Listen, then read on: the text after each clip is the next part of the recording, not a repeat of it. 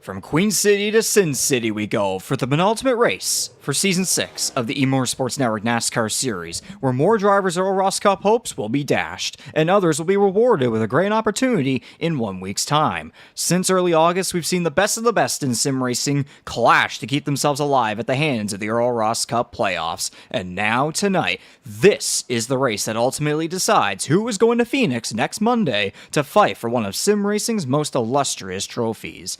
Last Monday, we sent 10-time winner this season, Jordan Kalinian, to the Championship 4. Tonight, we send 3 more with him. But the question is, who? Ladies and gentlemen, race fans, we are sure to not be short of entertainment in what they call the entertainment and casino capital of the world. It's Viva Las Vegas, baby, for round number 20 on the year at the Las Vegas Motor Speedway to conclude the round of 8 ahead of the winner-takes-all Championship 4 round. It's the 6th annual Pizza Main 200. And welcome to the broadcast booth, of course. Regan McCauley, you're hearing on the left side of the graphic you can see on the screen. On the other side, he's been here since the very beginning. Of course, Jordy Carher, both of us coming out of Prince Edward Island. Jordy, this is what we and the drivers have been waiting for all season long. The most crucial race of the summer ahead of the Black Flag Championship race in Phoenix at a track where, fittingly like the place it's within, it's decided our past Final Fours before and has crowned a previous champion. And, it's fast multi-groove racing puts drivers to the test to see who has the guts and the bravery to gamble for victory. On top of tonight, booking a trip to the winner-takes-all Sudden Death Championship finale next week. We have 7 drivers fighting for 3 remaining spots, some of which are so close in points, and some are requiring a win to still have that one shot at the Earl Ross Cup next week. We could have 3 new Final Four drivers. We may have some past champions still with a shot. This is for all the marbles, and these drivers tonight will be hoping that they can cash in Sin City. To continue on the Vegas theme, let's keep it short and sweet here, Riggs. These guys got to go all in, all out, whatever you want to call it, because, after tonight, there's no turning back. We have our Final Four, and as you say, it's been what we've been building up to for the balance of the season, and I'm just almost ready to get rolling as much as anything else here. It's been a grind, I'm sure, for our drivers as well to get to this point. And yeah, the excitement has just gotten more and more over the course of the last 6 weeks, especially if you count the throw the week off in there as well. But yeah, this is what we've been building up to, and I can't think of a better venue to make this particular decision here to figure out who the rest of our championship 4 is going to be. Indeed. So with all that being said, of course, let's flash back to last Monday before we get into all that's about to go down here tonight, where we began the round of 8 at the Charlotte Motor Speedway Roval, where Jordan Aluminium picked up a season-high 10th victory on the year here in the Valvoline Instant Oil Change pre-race show.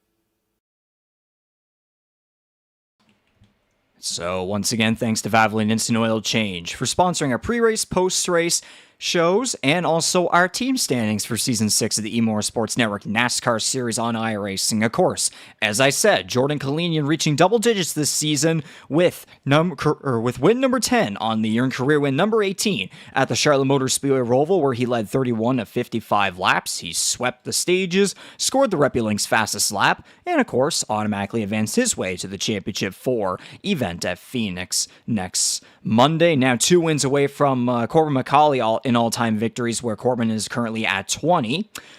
And that 18th career victory for the 00 to Salisbury, North Carolina came in his 41st career start. So even though Jordan Aluminium points-wise already seemed like he was kind of essentially a lock into the Championship 4 with all the points and the victories he had been adding up all season long in his second season with us, getting a win and in, I mean, it helps, right? How can it not? Like, obviously that's always been the objective, particularly in this playoff format, but especially once we got into the road course format with the Charlotte Roval last week, it felt, I don't want to say it felt inevitable, but certainly it'd be as close as you could get to that feeling, particularly with the gap Jordan Aluminium had already built up going into the round of 8 already. And it was effectively just the cherry on top, so to speak. So he's the one guy in the field with absolutely nothing to worry about, because for him, a win this week doesn't mean anything. It's all about next week. But you certainly know he's going to try and go out and get a couple more victories to still build up upon that momentum to try and go 100%. For a championship. Yes, that just barely fell out of his grasp last year at the hands of Corbin McCauley at Homestead Miami Speedway. Of course, now on the screen you can see the results for last Monday's race, the Kyle's Fried Chicken and Barbecue Charlotte Roval 130, which was also the Dash for Cash finale, where we had kind of what we're going to see next Monday with the Earl Ross Cup Playoffs Championship 4, except it was the Dash for Cash deal, where someone was going to walk away with a couple $100 Canadian, 150 Canadian, somewhere within that realm, and then you do your transition American, all that blah blah blah. With Jordan Aluminium, of course, having to pick that up as well. So again, sweeping the stages, race win. Didn't get the Kyle's Fried Chicken and Barbecue pole. That was Corbin McCauley instead, but RepuLinks fastest lap, I guess, for retribution. The rest of the way, of course, Blake Thronberg, the Rookie of the Year standings at the moment, he qualified 4th and came home with a 2nd place finish with yet another spectacular playoff performance. Back-to-back stage top 5s as well, which only makes it better for his situation in the playoff bubble, especially going into tonight, and then what might be the case for next Monday. CD Magrum with a strong run, despite, of course, being eliminated from the playoffs in the previous round after qualifying in 7th. Strong finishes, Justin Belmonte and Corbin McCauley. We saw, of course, McCauley leading 11 laps after qualifying on the Kyle's Fried Chicken and Barbecue pole, his 7th of the season. Had a couple of things not exactly go his way throughout the race, but he was able to charge his way back up to a 5th place finish after being kind of back towards the top 10. It was quite an entertaining run that we saw out of him in the late going towards the checker flag. Raymond Hanneman, Andy Hurdle, Jared Ireland, Mike Marini, and then Scott Bailey rounding out the top 10. Some unfortunate runs for some playoff drivers you can see towards the right top of the screen. Mason Tomlinson 14, Ty Higginbottom in 15th. Those are two drivers that certainly did not need those results, because now they're going to be in must-win territory going into tonight. And to give you a bit more of a better idea of this whole must-win territory scenario, here it is. This is where we stand at the playoff bracket with one race remaining in the round of 8, the final round where we're eliminating a whole bunch of drivers. Well, the past 2 was eliminating 2, and now it's kind of a 4 moving on and 4 not having a chance anymore at the Earl Ross Cup. So, of course, Kalinian's moved on with his win. But from there, Thronberg +9, McCauley and Hanneman +4. They're tied right there. And then Belmonte's 4 points back of that tie. Scott Bailey -12. Mason Tomlinson, Ty Higginbottom -24, -27 respectively. They need to win. Jordy, what a case that we have here. Absolutely. This is the night that, as you said off the top, we've been looking forward to straight off the hop here. This is the night we've been building toward to find out the identity of our championship for, and the fact that we've got varying levels of desperation within those remaining 7 drivers. Absolutely nothing is set in stone right now. Last week, we were talking about, obviously, Jordan Kalinian being set in stone effectively with where he had been building up through the playoffs. But now it's anybody's guess as to how things are going to go. And we've seen some inspired drives out of the likes of Mason Tomlinson and Ty Higginbotham over the course of the season. And even though their point deficit right now isn't looking all that great, this might be the night. Well, this is the night where these guys are going to have to pull out all the stops if they're going to make it into that fabled championship 4. Well, it's just like what many people do at the Las Vegas casino. There's going to be a lot of gambling out of these drivers, to say the very least.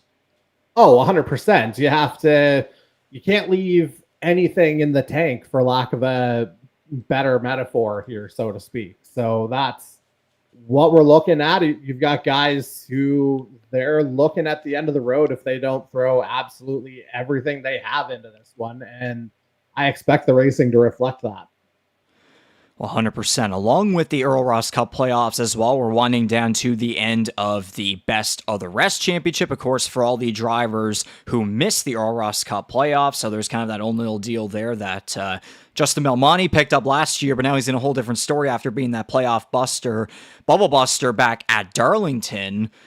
So now it's kind of a case here towards the 13 of Jared Ireland, where he leads the way from +39 from last week now to +57, where he now leads Tom Janikowski instead of Adam Wilson, who did not start with us last Monday, but he is here back tonight, Las Vegas. So good to see the second-year driver there. Of course, we didn't exactly have any updates with team and manufacturer standings, but we can tell you for sure that for the team standings, Tornado Alley Racing is still very much leading the way, and Toyota clinched the manufacturer championship, I would say probably months ago. They have gone long and way with that, and Chevrolet's been pulling away from Ford for second place as well, so that all should be good there. We do have the Rookie of the Year standings, however, though. Blake Thronberg, Raymond Hanneman, Mary Ercolani, and Matthew McDonald, 4 drivers there. After the Charlotte Roval, it was a 1-point increase, just 1 for Blake Thronberg over Raymond Hanneman.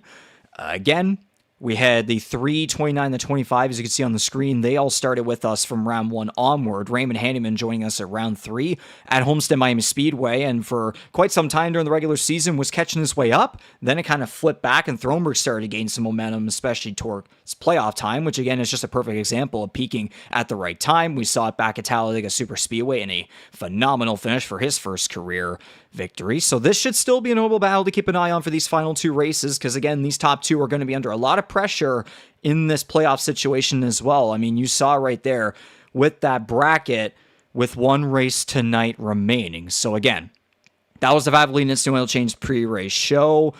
Of course, a little quick look at the schedule graphic here. Hard to believe how many of these races here that we've flown by, starting back in April with the GTR 250 at Daytona. Now on the right side of the screen, we're here at Las Vegas Motor Speedway on Monday, September 15th for 133 green flag laps presented by Pizza Main. Thanks to them for sponsoring tonight's race. You can find them with some phenomenal pizza in London Ontario. But yes, Jordy, one final race before the championship race. We've come so far. It's all about to come down to the wire. And how many times have we said it already? This is what we've been building up to. This is what we've been waiting for. The stakes couldn't be any higher ahead of next week, because this is the last chance to actually do something to make a difference for those 7 drivers. So let's see it. Well, there is one thing we must see here before we get to the grid and all that other pre-race stuff.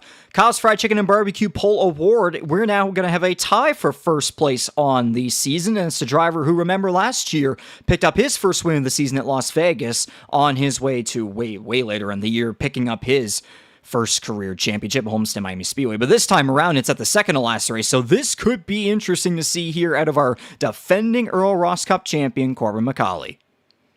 And not to mention back-to-back poles for the 17, if memory serves as well. So clearly the one-lap pace is there for the 17. It's just a matter of, can he convert when the chips are down here, for lack of a better term? And again, he's a guy that it's shocking that he hasn't put up a victory yet. This would be a nice kind of reminiscent of Scott Bailey in season 4, win the penultimate race to get in. And you know what happened after that. So McCauley, you know he would love to get off the schneid here tonight. 100%. So all the cars are lined up. Again, we have a new UI interface within iRacing that came out last week. Funny enough, the day after we did the Charlotte Roval race, the Kyle's Fried Chicken and Barbecue 130. So we're all still getting used to this little new technology from this big iRacing update as of recently, which, funny enough, qualifying...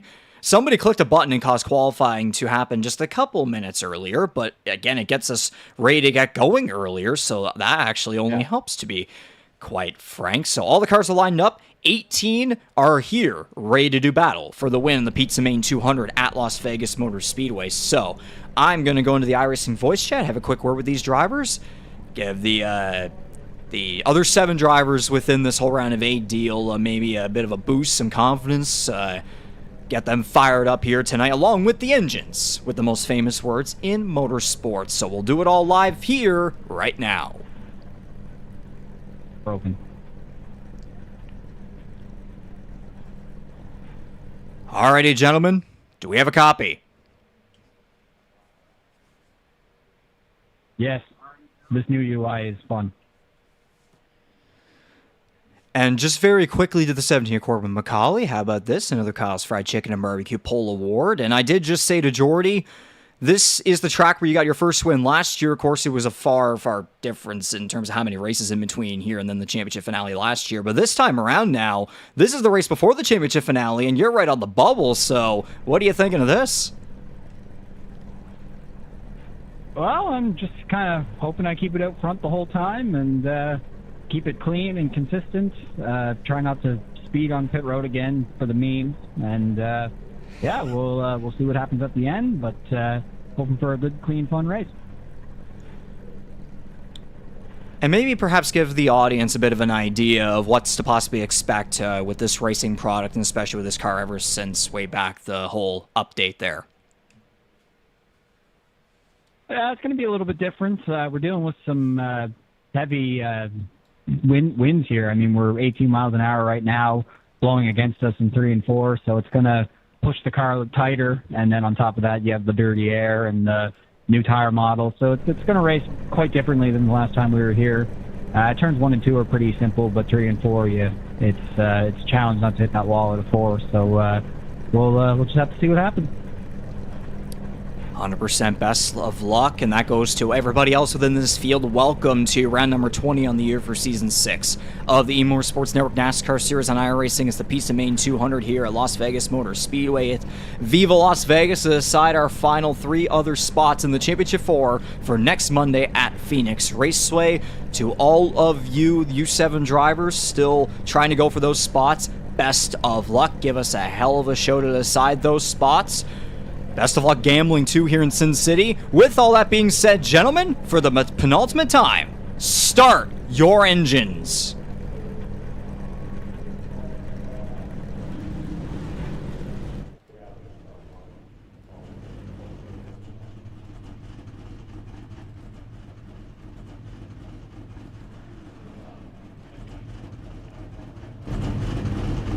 Does anyone know, did they update the...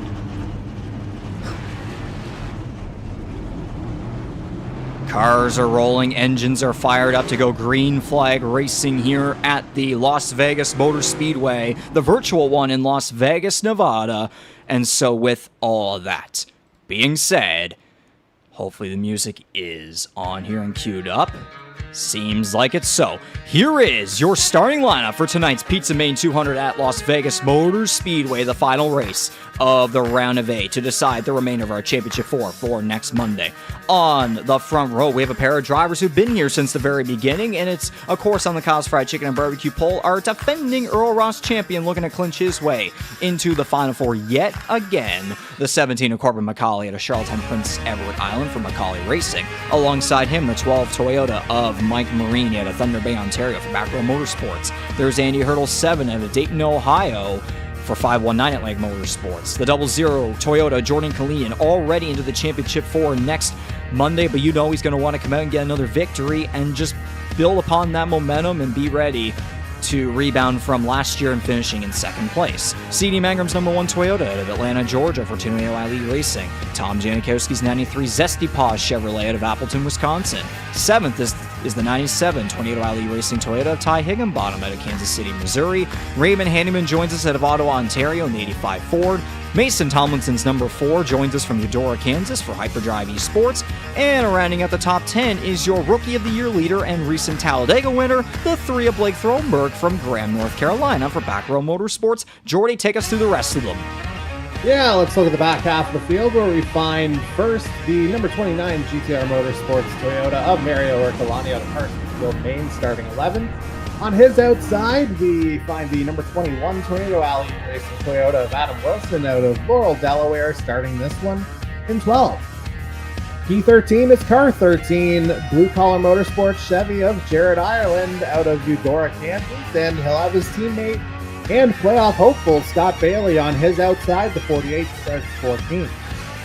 On to row 8 now, where we find the last of our playoff drivers, the number 60 Ford of Justin Belmonte out of Patio, New York for GTR Motorsports. On his outside, we head to Wendell, North Carolina, where we find the number 15 Storm Surge Esports Toyota of Kyle Knoll, starting this one 16th.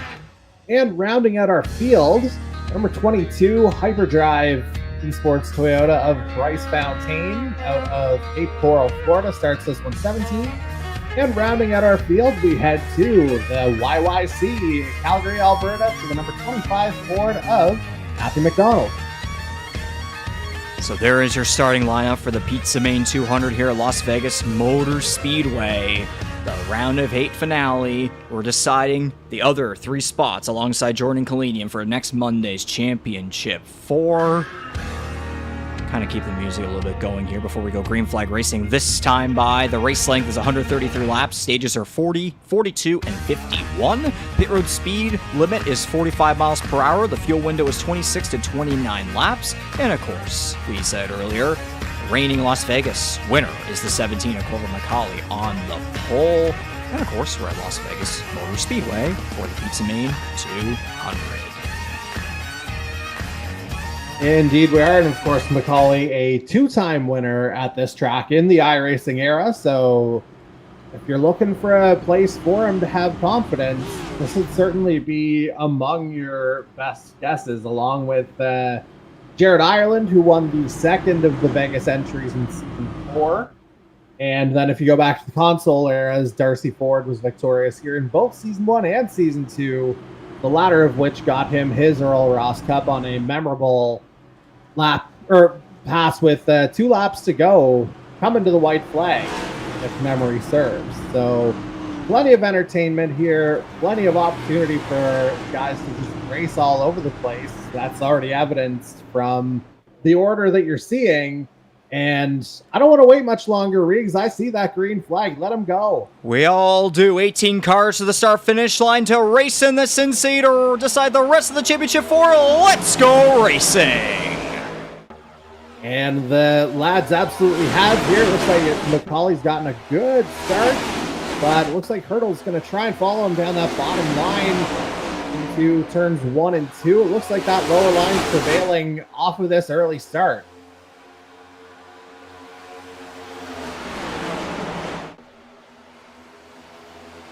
Top two have cleared the way. It's Corbin McCauley and Andy Hurdle, who jumps from third to second. A couple of cars just brushed the outside wall there out of four. Of course, a reminder that these drivers are dealing with some windy conditions here at the Las Vegas Motor Speedway. And you'll see a big difference, too. These cars will be able to go basically full throttle around 1 and 2, at least in the early laps, while these tires are still cool. But through 3 and 4, these drivers are complaining. That is extremely tight.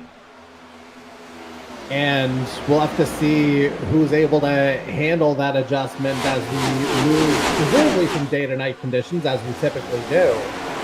Indeed. We'll see who handles those best over the course of the evening. Of course, you would think cooler temperatures would lead to a little bit more grip in the later stages, but it could also lend itself to some tricky handling along the way.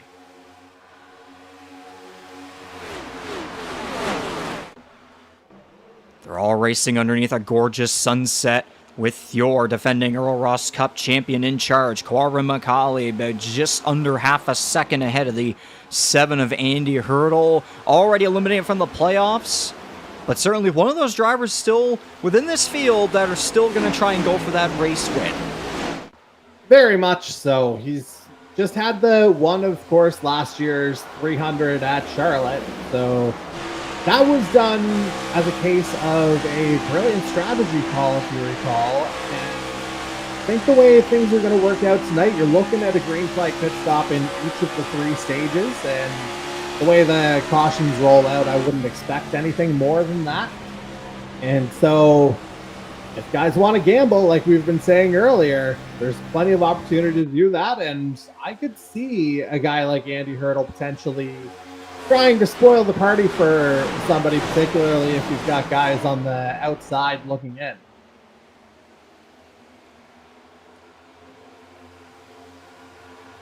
We were talking earlier about cars being tight through 3 and 4, especially off a corner exit. Already some drivers trying to pull off Darlington stripes all the way on the other side of the country. How many times this year have we mentioned the idea of guys not giving each other an inch? I would say nobody's giving each other a millimeter when it gets down to the nitty-gritty, the uber competitive moments of tonight's race.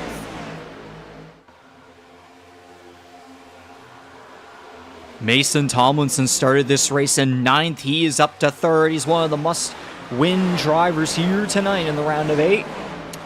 And we know how strong he can be on some of the bigger tracks, but he still hasn't been able to get that big break just yet.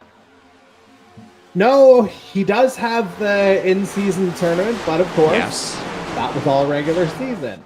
This is a completely different kettle of fish, especially knowing what's at stake for car number 4 as he's vying for that championship 4 position. He's off to a fantastic start so far.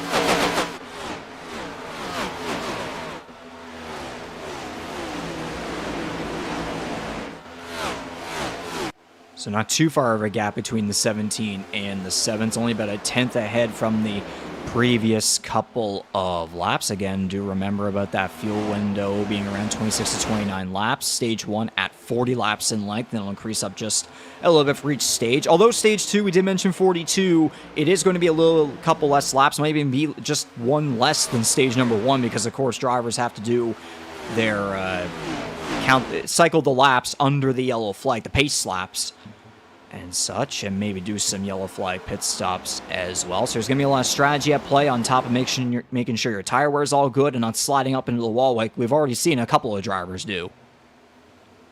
Yeah, I'd say we're looking at, typically iRacing has 4-lap cautions for these stages. That's what it's sort of worked out to be. So yeah, we'd be looking at 38 under green in stage 2, 47 in stage 3 once we eventually get there, because 51, and do your math there, folks. Which, yeah, let's say that should lead to just the 1 scheduled stop within each stage. But depending on the timing of it, that could throw a little bit of strategy into play, particularly if guys have to bite on an early caution in any one of the stages. There's your Season 3 champion Ty Higginbottom for Tornado Alley E-Racing. He'll be on a mission to try and win his way into the championship 4 and try to become the first ever multi-time Earl Ross Cup champion. Meanwhile, of course, Corbin McCauley way up ahead is kind of looking like he already may be en route to that next Monday. But again, do remember for next Monday that again, when we have our championship 4 decided, it's basically highest finishing of that final 4 will walk away 8 champions. Yes, even a Jordan Kalinian, if he goes into that with 10 victories on the year, it's the championship finale that matters the most. You have to win that race in order to stand a chance. Yeah, that's the Corbin McCauley Season 4 reminder because, of course, he went into that championship race having won 10 times and was ultimately done in by a pit lane speeding penalty. And so those 10 wins through the regular seasons and playoffs, they meant absolutely nothing because it was one night, all or nothing, and that's what we love about this one. Mason Tomlinson charged past Andy Hurdle, as you may have seen there while we were in amongst other topics. Jordan Kalinian started back and forth. Yeah, he's still hanging on there in 4th, but he's closing in with a big run around the number 7 in the turn 1. And again, do know with this Las Vegas Motor Speedway, it is known for its quick, high-speed multi-groove racing with its progressive banking. There was at one point where it was only at 12 degrees banking until I believe it was 2006 where the banking was increased to allow for multi-groove quick racing, which is why it's one of the more beloved tracks on the NASCAR circuit. Yeah, unfortunately Dan Weldon might disagree with that, but in the NASCAR context, it definitely provides that added layer of entertainment, but it can also encourage guys to maybe start out a little bit too fast and be unable to sustain it. We might be seeing that with Andy Hurdle now starting 3rd and unable to hold. Wrecking! Oh, boy. Who are we looking at there? That's Noel. And Ercolani, but no caution. Yeah, I guess it wasn't in a spot where it was going to be deemed unsafe, or because it certainly looked like Noel at minimum got turned or spun around. Thanks to TrackHams22.com, we can get a quick replay.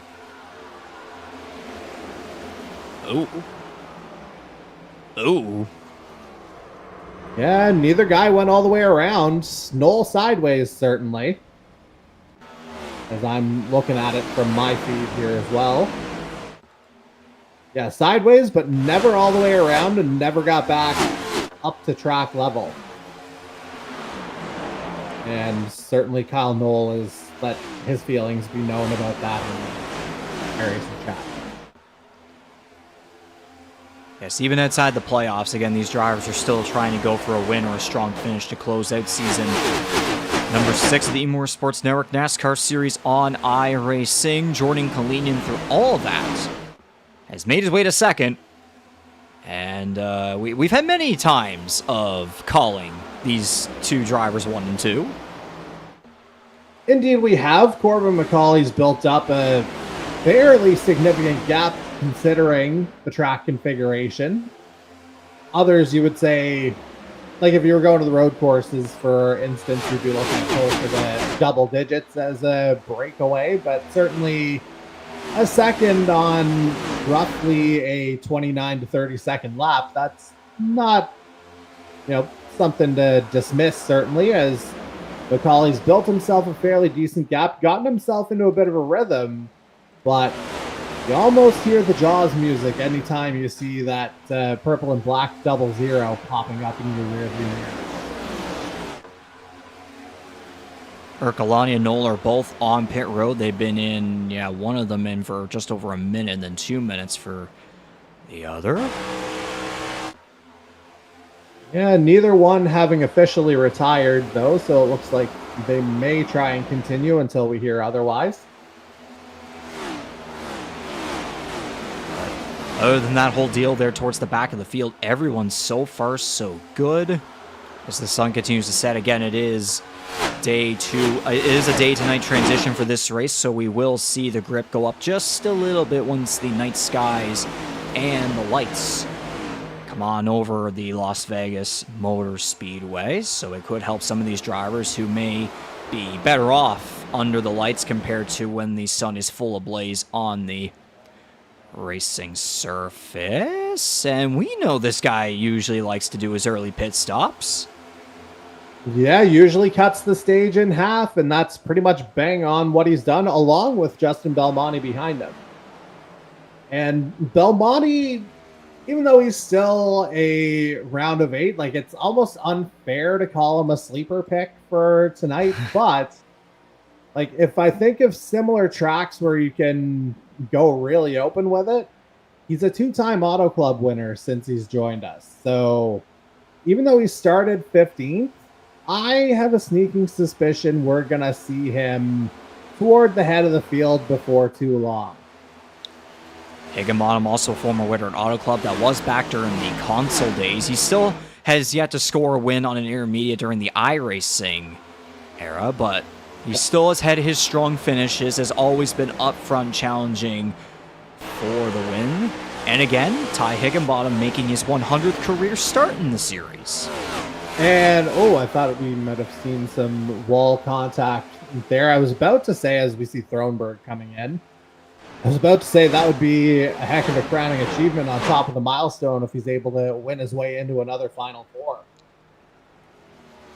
Yeah, that's exactly what I was thinking back earlier doing my research. If you're in a must-win situation, you're the very last driver in that round of 8 standings. You're making your 100th career start as a former champion, and then you may possibly, with a win, okay, Scope was going to pit road. I had about a heart attack. Well, we talk about, again, previous Auto Club winners. That was Scott Bailey 2 years ago. Again, we know this is Vegas, but we're using the comparable in terms of the open kind of multiple racing option configurations that we have within the series. So reasonable comp, I would suggest, in terms of who might emerge as a contender tonight. And certainly Bailey, a couple of years back, that was his ticket to the title ultimately. So he'd be another driver that I wouldn't be surprised to see him play in the long game. It's just over a second between the 17 and the 00, who made it quite clear before going into tonight's race. He says he's going to win. He wants to. No surprise out of a driver like him, of course. He always wants. I mean, everyone does, but you know Corbin's a whole different species, I guess is one word. Oh, man. Clip that. Yeah, you may not hear the end of that one.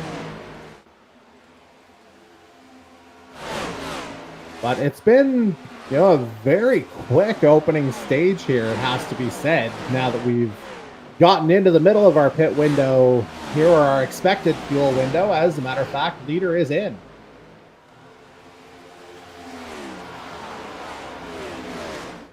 And hopefully it was in the green at pit entry. I didn't see any smoke, so he should be fine. Yeah, that's usually the tall tale for a lot of drivers going to pit road, as it appears Mario Galani is our first and so far only DNF of the race. Kyle Knoll is still in his box. Again, 13 laps down. It is going like lap by lap, like minus lap every time. But if he can get back out and some other drivers have some misfortune within the next little bit, like he still could take advantage of some positions. And he's effectively middle of the pack as it relates to best of the rest competition at the moment. So every point's going to help. That's why we have this element of having something competitive for everyone who's still here.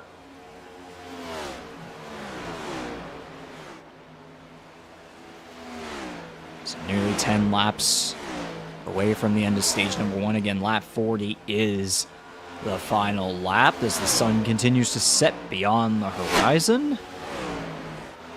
7 cars still remain to go to pit road. They're all in 30-lap stints. It's currently C.D. Magram in charge. Multi-time intermediate winner himself still has yet to pick up one in Las Vegas. In terms of past Las Vegas winners, We only have 2 of them in the field at the moment, Jared Ireland and Corbin McCauley. The other ones are Darcy Ford, who, of course, with one of those victories, picked up the Earl Ross Cup championship, as you mentioned before, Jordy. Yep. And then there was a Mike Nickens whenever he decided to pull off a bit of a late-season surge back in Season 3.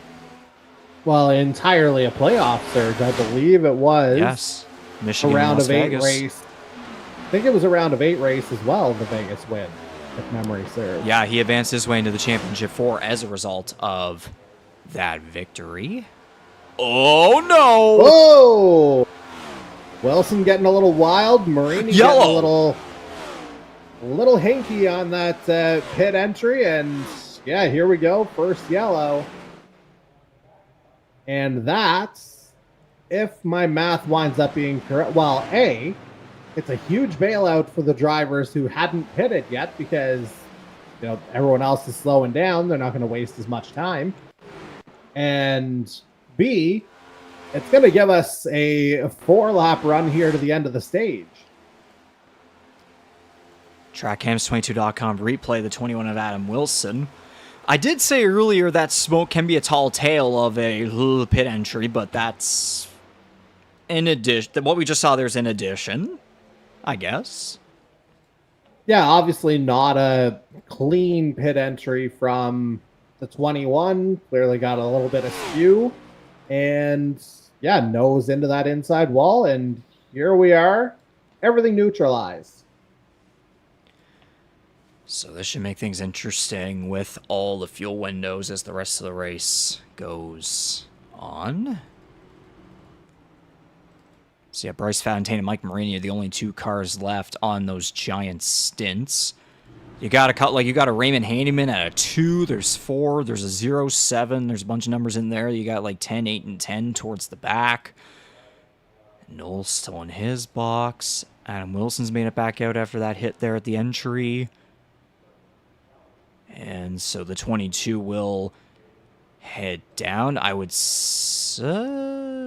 who is it that was... Yeah, Mike Marini. He's trudging along.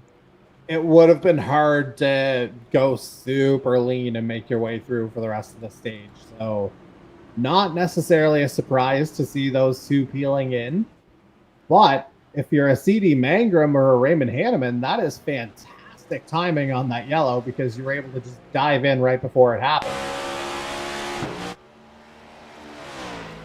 Is this what I think it is?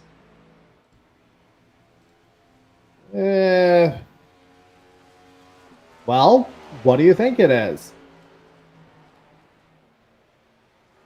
Considering he's running 4th, I'm going to go out on a limb and say maybe not, but I don't know. Because, again, there were a bunch of cars that were, I think, through all that pit stop stuff. I could have sworn I saw some minuses there in the positions before we got to the caution. Still some cars left out on the racetrack, but just for safety precautions, we're going to play it. I don't think we never got to it the last race. So, there you go. Low Rescue, Reptile Rescue. Thanks for providing us with Audrey, the lucky turtle. Yeah, the Turtle's arguably been the breakout star of Season 6 of the NASCAR Series Earl Ross Cup. Mm-hmm. And we always love to see the Turtle pop out from that right side. It's almost like, you know, the minor league baseball teams where you see the dogs serving as the bat boys. It's that level of excitement and entertainment. Indeed, again, thanks to Low Rescue, Reptile Rescue, and Audrey's Legacy. And, well... Lap cars being released, I believe. Yeah, everybody's getting around. So... Well, that's certainly a fitting term if you're in Las Vegas, because people do have a way of getting around, so to speak. Yes, leaves us with Bryce Fontaine, Raymond Hanneman. Flip them around. Reminder, folks, this isn't always a family-friendly broadcast. Yeah, so we're in Viva Las Vegas, so tread carefully on everything. Oh. Oh no, only 5 cars remaining in the field. Where's everyone else?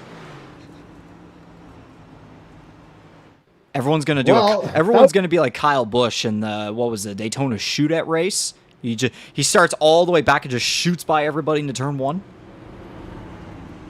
Well, it would have made our jobs a lot easier. Oh, the lights are back on anyways. I had a feeling they were gonna do that. Yeah, I think they'll be going off this time around, if my math is right, because it was 32 when the caution was triggered. So I believe it'll be a 4-lap shootout. There it is. To the side stage number 1. By the way, of course, we are live here on the E-Motorsports Network YouTube channel. Don't forget to like, subscribe, hit the notification bell so you don't miss out on any of our future broadcasts. Of course, at the moment, we only have one more left to go next Monday for the Black Flag Championship race at Phoenix Raceway. But of course, there might be some other stuff down the line very soon. Yeah, that's what I'm looking at. I don't see any kind of self-administered penalty, so I'm not 100% sure what's going on there.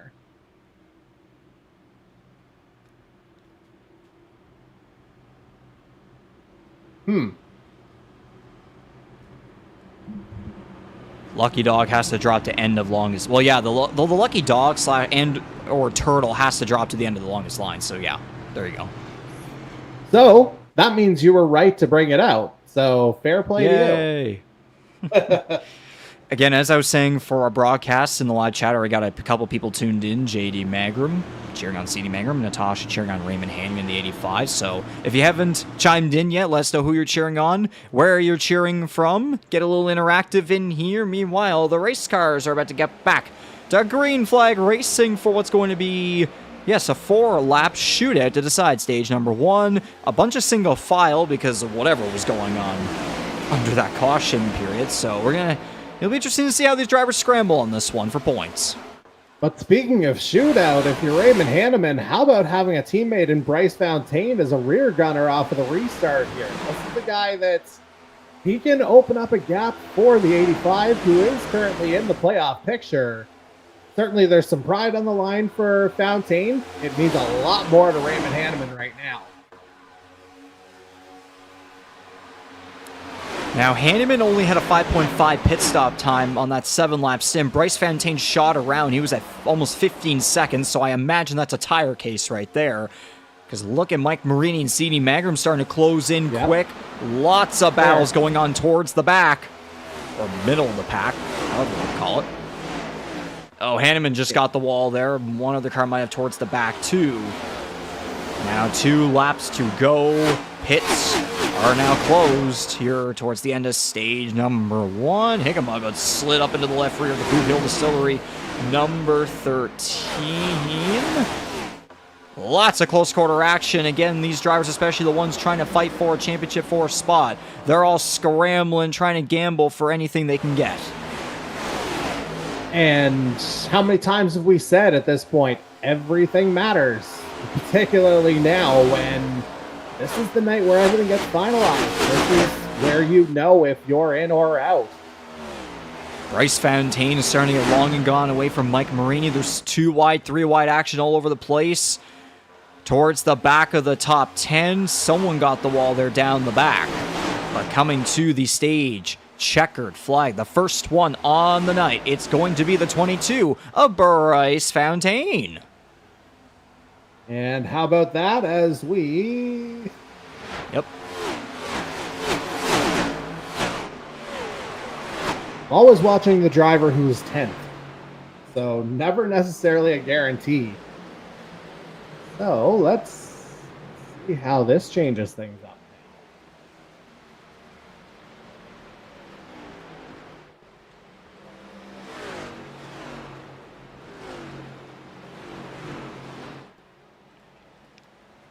So for the 22 of Bryce Fontaine, out of Cape Coral, Florida, for Hyperdrive Esports, a winner at Montreal earlier this year, was unfortunately eliminated from the Earl Ross Cup playoffs in the round of 12 after a penalty deal, post-race penalty deal at Bristol Motor Speedway, and then he had to win at Kansas, but he fell just a couple positions short despite having the pace. This is his 5th stage win of the year. Yeah, Bryce has had some fantastic runs. And again, if we look at tracks that are kind of open overall, he made his debut at Auto Club, I believe, this year. Don't think he got into Daytona, if memory serves. And, you know, he hit the ground running once he was there. So not a surprise to see him in this kind of open environment be able to find his way up to the front, because recall, he started on the back row for this one. He was, I believe, 17th. I'm not sure if he actually posted a qualifying time or not, but I do know he was on the back row, and just about a worst to first scenario, but yeah, 22 goes P1. So a couple of cars are staying out, and a whole bunch of others to pit road. Kyle Knoll's been in his box for just over 18 minutes now. Mario Arcolani is out entirely.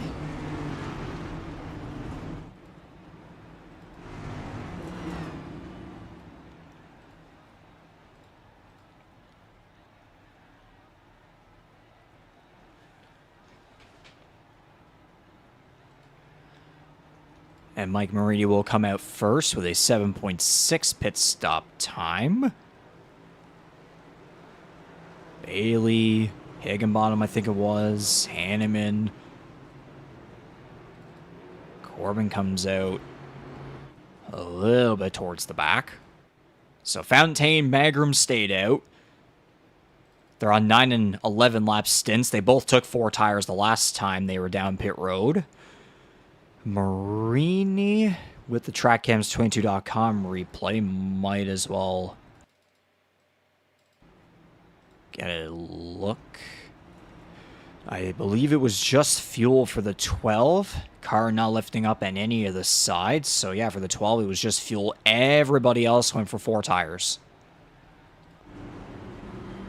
And for the Marini was one of the guys who stayed out longer, so if we go back to him there for a sec. Yeah, certainly he was able to take advantage of that late caution because he came in right at that point after extending the stint. And yeah, not necessarily surprised to see him toward the head of the field.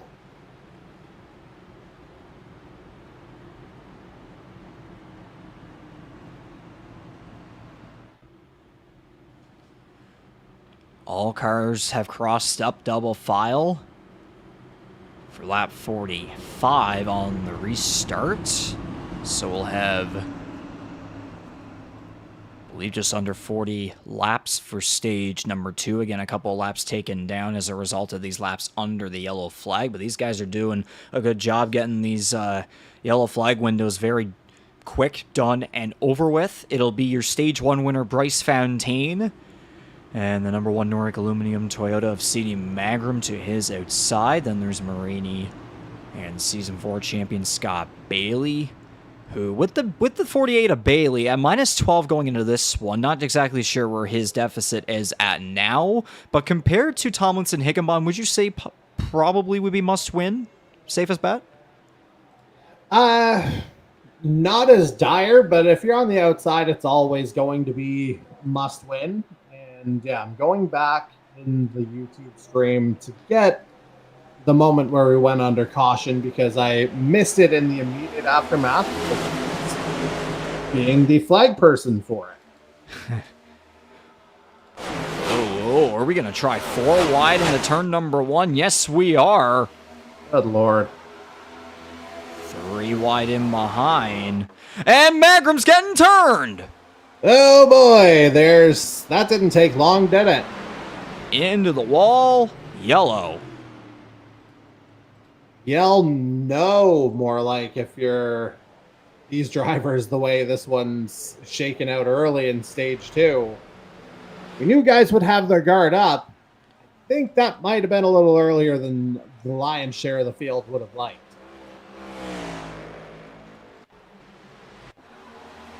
So we get the look here on the restart. You see right here, Higginbottom kind of a little squirrely there. Thromer and Kalinian door to door. Marini up the hill. There goes Magram. Smack. Yeah, that's not ideal.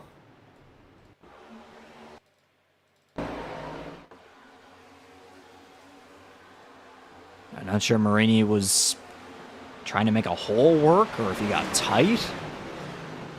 But clearly no room. Sends Magram around. He's already eliminated from the playoffs, but gee, if he was still with us here, oh, that would be dramatic. Devastating would be the word. Dramatic, devastating, catastrophic, however you possibly want to put it. So we're back under yellow. We're going to have a couple of cars go to pit road. And in the meantime, I'm going to try and get some semblance of a top 10 to do some points updates. And pace car lights are staying on, so we're going to quickly go side by side, do a couple sponsor and partner shoutouts to maybe get through the rest of the stage in the commentary booth. So we'll be back in just a little bit. You're watching live coverage of the Round of 8 finale for the 6th annual Earl Ross Cup playoffs. It is the Pizza Main 200 at Las Vegas Motor Speedway.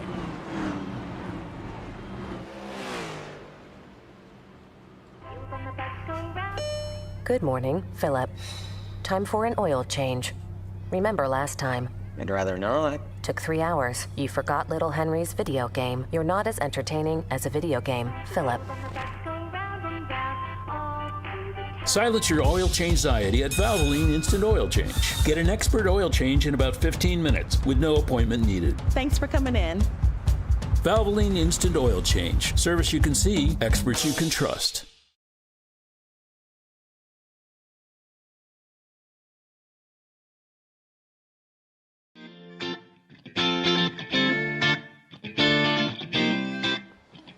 With Mark at Little Rescues, and great organization, and I want Mark to tell us a little bit about responsible ownership in all pets, but especially a little guy that you have here. Could you tell us about Arthur? Arthur here, he was born a perfectly normal red-eared slider. He has what's known as metabolic bone disease. So he was, over his lifetime, denied proper nutrients and calcium and the basic necessities that a turtle needs to survive and grow properly. So with the compression on his internal organs, this will unfortunately cut his life short. But for now, he enjoys a really great life with the Little Rescue as our premier animal ambassador for animal cruelty and show people what not to do with the turtle. It's organizations like this that need support. I mean, sure, we all have dog rescues, cat rescues, but when you see a guy like Arthur here, all pets need great care, and this is what the Canadian Pet Expo is about, okay? So come on down, learn about Mark and what he does with Arthur, and support such a great cause, okay? Thanks, Mark.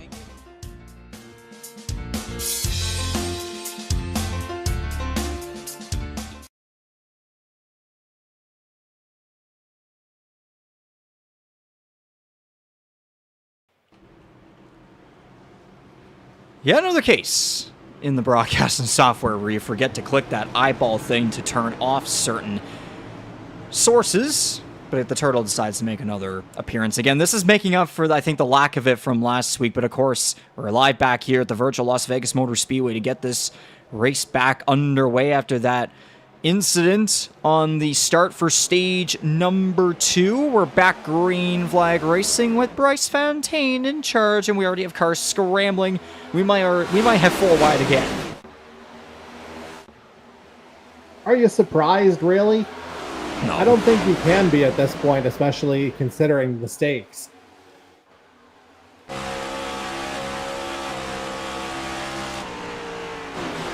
Something might have happened with the Zesty Paws 93 of Tom Janikowski, who found himself very much in that top 10, if I'm looking at everything correctly.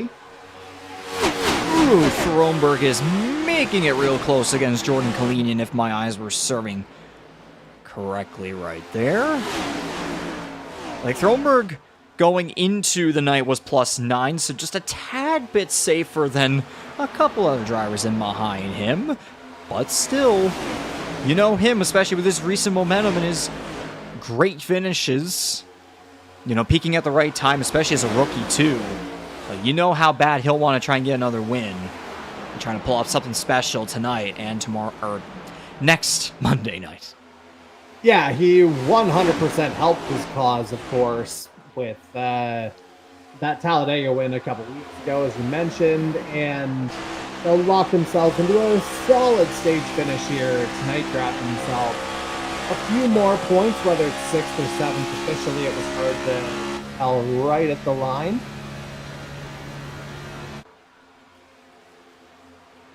Actually, wait. Leaning into the bottom side of the 22, ships it right in behind the Eternal Racing Toyota. With Blake Thronberg, Corbin McCauley creeping in right behind him. Thronberg shuts the door on the 17. Probably have, I'd say, 6 cars under a blanket at the moment for just the race lead. There's a lot more spread out in behind them. Hanneman with a big run around the outside of the 17, trying to improve his playoff situation. With Mason Tomlinson following him behind, again, one of the must-win drivers for sure. His fellow buddy in that similar scenario, Ty Higginbottom, is back in 8th, hunting all of these drivers down. Indeed so. Peace is being maintained for now. For now, those are the 2 key words. Yes. You still figuring out the updated points? I'm getting close, I think. Whoa. Hanneman McCauley, I think, got a little close there through 3 and 4, but all looks to be good. Hopefully you didn't just apply a jinx with what you just said there. Usually that's me. Well, no, it's usually a broadcaster's jinx, so we can both share in the blame. It's crazy how you saw a bunch of those guys shooting around the outside, almost Kyle Larson style there through 1 and 2. And you're seeing it here in 3 and 4. I think especially now with the track lights on, the night sky's out, and the moon as well. The sun is gone and away. There's a lot more, I would imagine there's a lot more grip added up for these race cars. And they're making it work a lot better than what we saw at the start of this one. Absolutely they are. Let me just... The only thing I think I have to figure out now is whether or not any of these cars were lapped. But I mean, we'd just done a restart, so they'd all be on the lead lap at that point. So I'm going to go in with some semblance of confidence here. Okay, let me just sort everything. And then I will do my best to provide an update. And oh boy, things are getting real dicey here at the bubble. So this is based on unofficial stage results. Jordan Kalinian didn't have to worry about anything. Well, that's a guy who has to worry about something. Ty Higginbotham, despite a 5th place finish in stage 1, grabbing 6 points, he suddenly finds himself in pit lane because that feels like it's early even for him to split a stage, but maybe there's a strategy call in play if we're going to be fair. But as they run right this second, Thronberg maintains his +9 in second. Hanneman is and that's after an 8th unofficially for Thronberg. Hanneman unofficially 6th in stage 1. That gives him a +6 gap. It's right at the bubble where things get really interesting because Corbin McCauley, after being the lucky dog in stage 1, he's our bubble driver, the defending champion. And after picking up I think I might have forgotten to update a number here. Hang on. Stand by. Okay, so Thronberg +10, my apologies. What I was getting to before, that inevitable cut in the drama, the gap is 1 point now between McCauley and Justin Belmonte, who unofficially finished 8th in stage number 1. So Yeah, 1 point the gap between the 17 and 60. Scott Bailey, after a 4th place finish, is just 5 points out. Higginbotham, 21 outside, and Mason Tomlinson, after being outside the top 10, unofficially 24 points out. So, gap is 1 at the bubble. That is your takeaway. I'm sure the 17 loves to hear that. Well, the main thing for him right now is that he's 3 positions ahead of Belmonte, so that does not matter. It's amazing. We have 7 cars. You could throw a blanket right over them at the moment. Kalinian and Fontaine have been going at it lap after lap after lap. When we come to the line this time by, it's going to be 20 laps to go in stage number 2. But yeah, looking at some of these guys, like Kalinian's already on his way into next Monday's race. Fontaine is out of the playoffs, but he's still looking for that win. That was close back there. Throneberg now at +10, as you were saying there, provisionally. Macaulay right on the yes. Yeah. Corbin on the bubble. Hanneman +6 unofficially. Then there's Mason Tomlinson -24 in a must-win situation. Justin Belmonte is a point back of Macaulay based on the points that you have put together. Yeah. Yeah, again, literally every position matters right about now, and you're gonna have to look just a little bit harder in your mirrors to know exactly who's around you and know what the stakes are. Bryce Fontaine is cleared back to the race lead. It's now Throneberg and Kalinian side by side for position number 2. Kalinian continuing to be prevalent on that outside line, trying to make it work to the best of his ability. And getting strong corner exit compared to some of these guys who just clap the wall off of exit. And you made the reference to the Darlington stripes earlier. These are guys who are looking to get absolutely every bit of leverage out of this track that they possibly can. And, that is commendable. But you got to figure out what that balance is. Kalinian with a scuff. Could be 3 wide, almost out of the corner, but they keep it going fine. And remember, these drivers, too, despite being in this pack and doing some incredible multi-groove, quick racing, basically speeding around 1 and 2, but having to get off just a little bit in 3 and 4, especially when the tires are so used up on now this long run here, because with all the stints that you can see on our leaderboards, our time and scoring at least.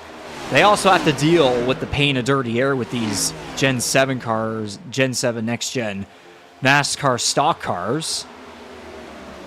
So a lot to deal with, a lot to handle. It is, but it's a quality field trying to deal with it. Out of this kind of group of 7, I believe at least 4 of them have an I rating that starts with a 4. So they didn't get there by accident.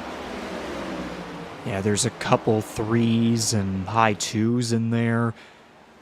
Like, Kalinian's been all outside this whole time. Fontaine's been kind of back and forth, especially that dirty air, too, trying to block off the 00, as you can see there, whenever these cars come onto the apron through the trial front stretch, the bounce that they make, you can see a little bit of the sparks coming out there. It's a nice little subtle detail. I believe that's what I exactly saw. I mean, well, there's some drivers back here that are kind of in a battle of their own at the back of the top 10. That's Scott Bailey, just a couple points out of the bubble. Andy Hurdle's in there, your best of the rest leader, Jared Ireland.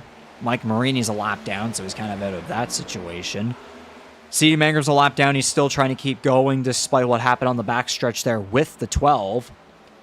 As the 22 has started to pull away just a little bit. 00 is being hunted down ferociously by the 17-3 and all these other guys.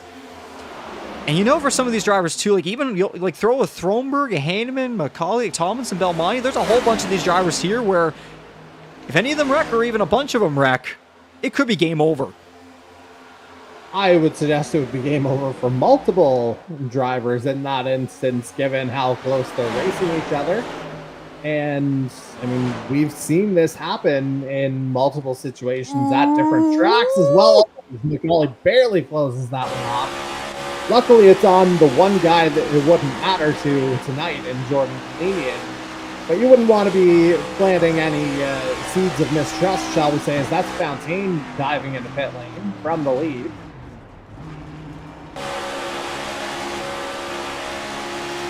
So Bryce Fontaine relinquishes the race lead. So that kind of makes the battle here a little more interesting for another lap or 2 or 3 or however long these guys will go on these current stints that they have.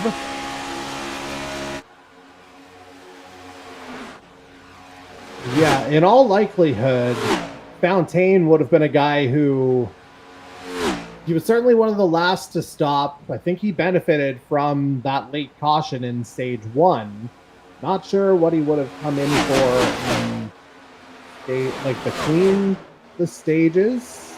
Yeah, this is only his second stop, so he wouldn't have pitted under that caution. So to be able to drag it out as long as he has, 37 laps in, that tells you something. It feels like these cars are kind of built to last a little bit longer as the conditions become more favorable, unless something else happened. Bryce Fontaine, yeah, there's a couple of cars Meanwhile, from that lead pack now joining Fontaine, but Fontaine was in his box for over 45 seconds. And he's been in the lead for the lion's share the last little bit. You have to wonder if maybe there was a penalty of some sort on the way in. Certainly, it was a wide entry, shall we say. I think I saw that correctly, just barely. A little bit of a backup, perhaps? Yes, and only a 2-tire call for the 17, it looks like. Well, you've only got... Yeah, see? There's the slide. Yeah, and 2 tires, I don't hate the call, especially there's only 8 laps left in the stage once they get back to the line. Belmonte might have gotten something too, because he's in for some time. If it's around about the same as the 22, then yeah, I think he might have gotten penalized as well. Again, that's probably the safest speculation based on the added time compared to, again, if it was like a 4-tire stop, it'd be almost 15 seconds. But then you add on 30 more for that penalty on top. Thronberg's on pit road. He went for just fuel after a 32-lap stint. Raymond Hanneman is currently a race leader. And remember, by the way, lap 76 right now. Lap 82 is when we will get the white flag for stage number 2. Yes, meaning that things will close down on 81 for my knowledge. Yes, sir.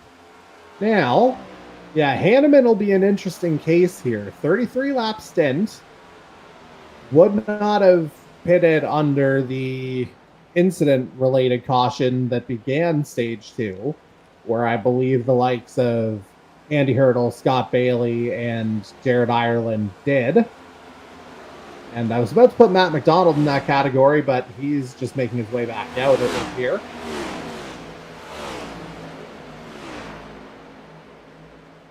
Yes, he is. So the question now is Hanneman trying to hold on for a late caution? The answer immediately comes. No, he is not. He heard you. It would have been a ballsy effort. Now, yeah, you say he heard me. Obviously, him being in Ottawa and us being on, I certainly know exchange rate attached to any kind of in-race instruction since we're all in Canada. So that's lovely. And doesn't look like he'll pay any more than anybody else. It looks like a fairly clean stop. Did he take tires even? No. 4.7, just a quick fuel call. Flash and dash. Yes, sir. Or you fuel up, take your tires, or take just tires during the caution. Win yourself a little time that way. Yeah, that's not a bad call for some of these drivers that might go that way. So I believe after all this cycles out, assuming Andy Hurdle, Scott Bailey, Jared Ireland do come down, Corbin McCauley would cycle back out as the leader and possibly the Stage 2 winner, which would be huge for his current situation. Again, still provisional, unofficial, yada, yada, yada, with the round of 8 standings. Again, leading up into the Black Flag Championship race, our Season 6 finale next Monday night at the Phoenix Raceway. Don't think those 3 will have to, though, because we saw Fontaine do a 37-lap stint. We're looking at 32 for the likes of Hurdle, Bailey, and Ireland.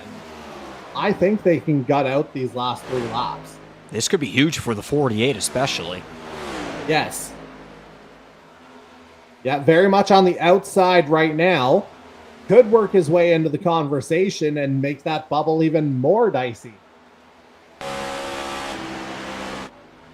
Oh, should probably go ahead and... Yeah, so pit road's closed, 2 to go. Now a lap and a half away from the end of stage number 2. Again, the third and final stage length is 51 laps, but I'm sure we're probably going to do more somewhere around 48 to 49. 47 would be my projection. Fair point. It'll be anywhere within the late 40s.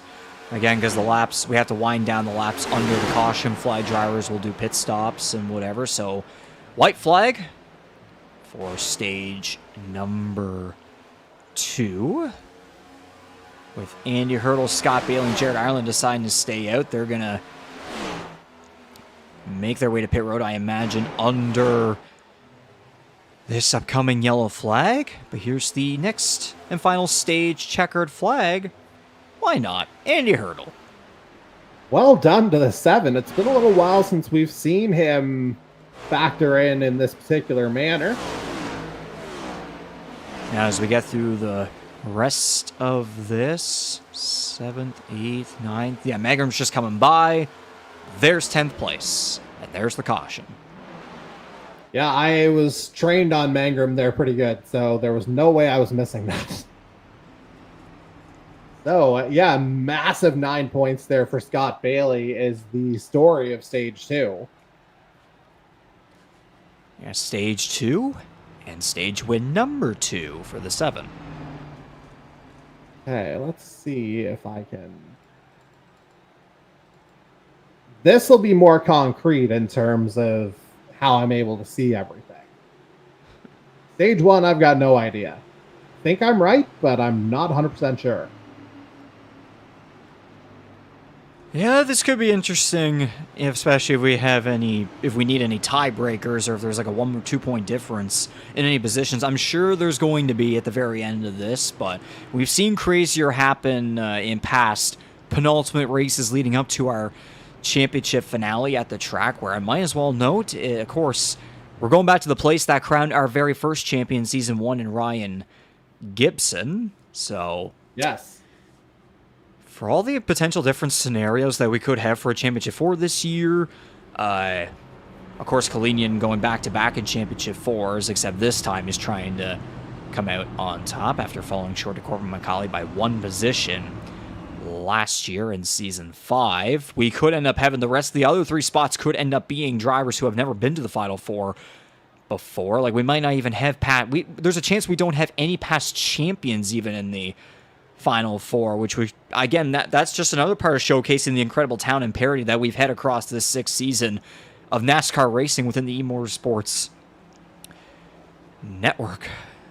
100%. And oh my gosh, the tire marks.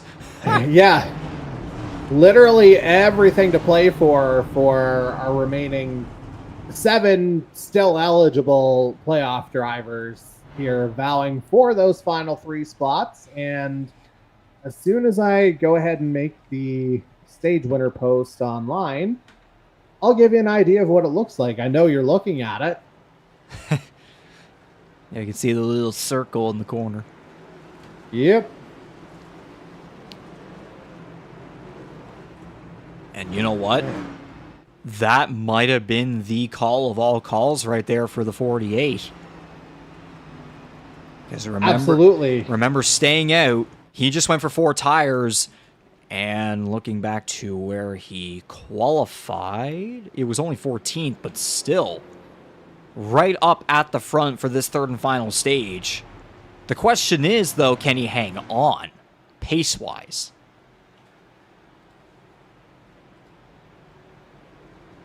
Yeah, it's going to be a very interesting question. Obviously, a very wise decision to pit under that early incident caution in stage 2. So we'll see if we might have a repeat for the driver that picked up the Season 4 championship after winning the penultimate race at Auto Club, going to the finale at Homestead, Miami.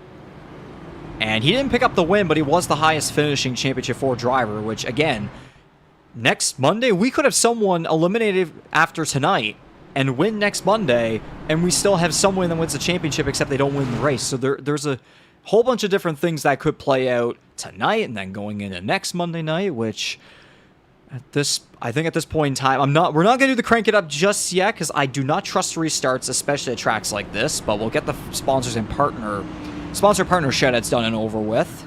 At least that part's done. Thank you to Kyle's Fried Chicken and Barbecue, GTR Motorsports, Nordic Aluminium, Tornado Alley E-Racing, Zesty Paws, Amara Parker Racing, Valvoline Instant Oil Change, Low Rescue, Reptile Rescue, RepuLinks, Pizza Main, sponsoring tonight's event, Audrey's Legacy, Blackfly, and of course, TrackCams22.com. Thanks very much to them for providing us with these custom camera packages that you see on each and every one of our live broadcasts here on the E-Motorsports Network YouTube channel.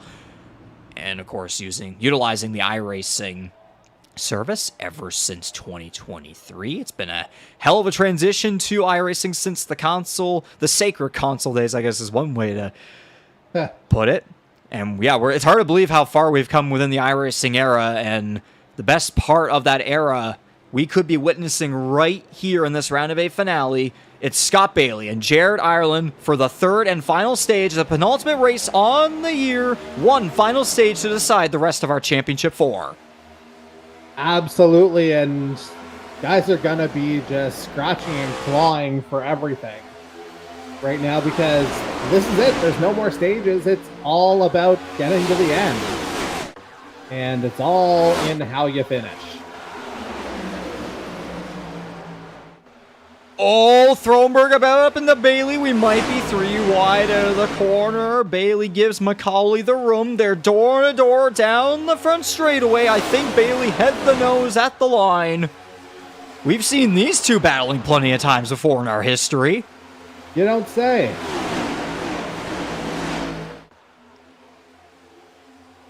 Oh, Hanneman had a big slap to the wall there down the backstretch, but ahead of him and a bunch of other cars, it's Corbin McCauley back in charge. Kyle's Fried Chicken and Barbecue Pulsar. You saw Kalinian have to back off on the throttle. Oh, big hit there by Bailey. But he keeps it going. So Corbin McCauley back to where he first started. Indeed. Oh, sorry, I'm still doing social media posting online as this is all happening.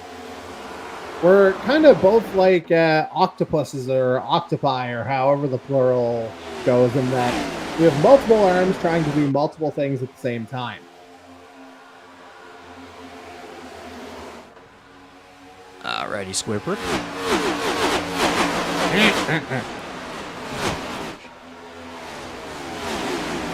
I don't have a clarinet on standby. Wah, wah, wah.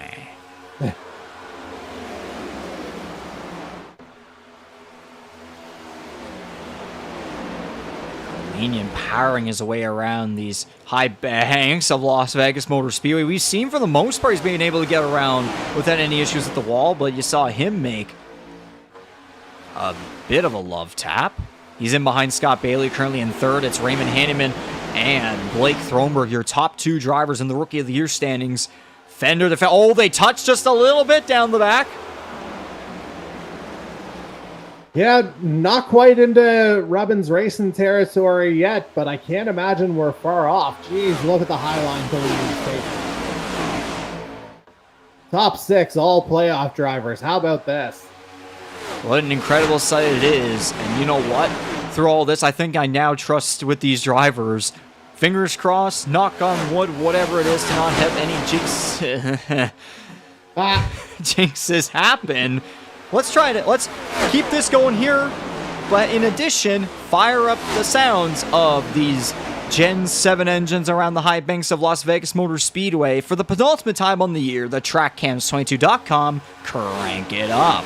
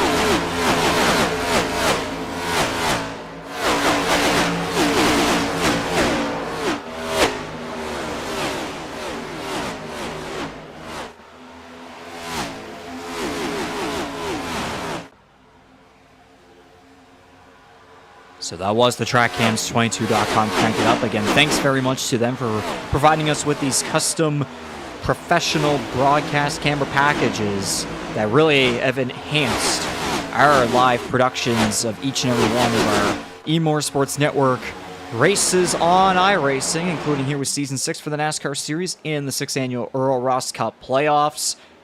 And Jordy, we saw right there at the Crank It Up, and we were talking about behind the scenes with the microphones muted. We're getting some phenomenal racing here at Las Vegas.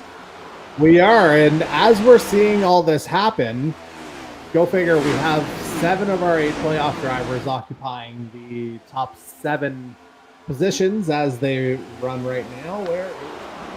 Belmonte down at 50.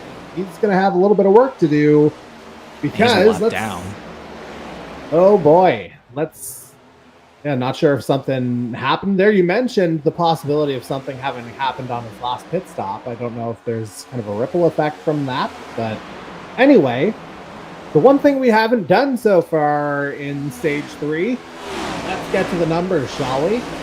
So, as mentioned, Jordan Kalinian already locked in with the win last week. 5 points for 6th in stage 2. That helps his cause regardless. Blake Groenberg in 2nd holds steady with a +9 gap. Corbin McCauley, as it runs right now, +4 after finishing 4th in stage 2. But also has the distinction of currently holding the RepuLinks fastest lap. So that +4 does account for that as it stands right now. So as it is, Raymond Hanneman is the driver on the bubble, and it is +3 to the good right now. However, the guy chasing him is Scott Bailey, who's -3. On track, Bailey's 4 spots ahead. So that would be a flip of +4, 1 point in the difference if it was to end right this second. And going a little further down, Justin Belmonte, -8. So he's going to need to pull off something here from 15th place. Ty Higginbotham, -22. He's in a must-win situation, currently running 6th. Jason Tomlinson, -28, currently running 5th. So pretty much everyone outside of Justin Belmonte still very much in it. But as a quick recap, Groenberg, +9. McCauley, +4. Hanneman on the bubble, +3. Bailey, -3. Belmonte, -8. Higginbotham, -22. Tomlinson, -28. And they're all looking to join Jordan Kalinian, who won his way in last week. 27 laps until we figure out who's joining him. Kalinian's currently hanging on in 2nd. We've seen a couple of cars about near damn wall riding around 3 and 4 with how tight it is. Bailey with a bit of a slap. Jared Ireland did have a moment while we were talking there a couple laps back.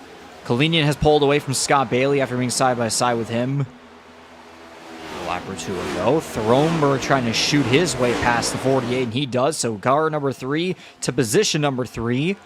Tomlinson, Higginbotham 5th and 6th. They're your current must-win drivers.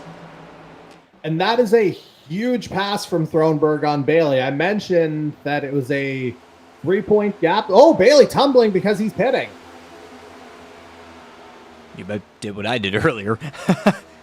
Yeah, I was about to get into not quite hysterics, but certainly it was going to be an interesting conversation because of how they would have been tied on points, so we would have been looking at best finish in the round as the tiebreaker. I think Bailey might have had a slide himself. Well, let's say you beat me to it. Barely. That's still enough to make him lose probably half a second to a second, as that's Tomlinson in. Indeed. Still the 17 leading the way. 7/10 between the 17 and the 00. Thronberg, Heyman. There's a little bit more separation now between a lot of these guys. It'll be interesting to see, though, when this all cycles out. If you throw in a late race yellow, then that stirs up the drama even more for the ending of this one. Looking at the race summary, we're at 4 cautions, 12 lead changes, 8 different leaders, 12 laps under caution. As you said earlier, that 1 extra point for the 17 of Corbin McCauley could be crucial in this playoff bubble situation at the moment. It's a 29.327 back on lap 88 as the 17 makes his way to pit road. Hopefully a successful entry. Kalinian trying to jump him just a tad. You saw the 17 take absolutely 0 chances on that entry. I don't blame That's why him. Kalinian's right on that back bumper. Because you don't make up a second just that quickly within pit lane typically unless you've got a more aggressive entry than the guy ahead of you. That may or may not be screaming in his mirror. Stay behind me. Yeah. After all the past races, all those second place finishes earlier in the playoffs. Get behind me, Satan. And Macaulay's going to beat him out of pit lane. A win would certainly help, but if it was 0017 first, second at the very end of this, right now that would still be relatively safe. Yeah, as long as, for Macaulay, as long as nobody behind him wins, like, if Kalinian wins and Macaulay second, he's fine with that. But there's a racer who's had an almost full season drought now without a win, as we're seeing a number of drivers making what we would presume to be their final stops. The question is, though, if there's a late race yellow, do we see anybody try to gamble on just a little bit of extra fuel, or if anyone has any tire sets left? We started with 5, including the starting set. So at this point, you would think, well, 20 laps to go, there's no way they're not fueled to the end based on when they would have come in. Our original fuel window was 26 to 29, if you recall. We've seen guys make their way as long as 37 laps on some of these stints. So I don't think there's a fuel question. Tires would be the only question in my mind.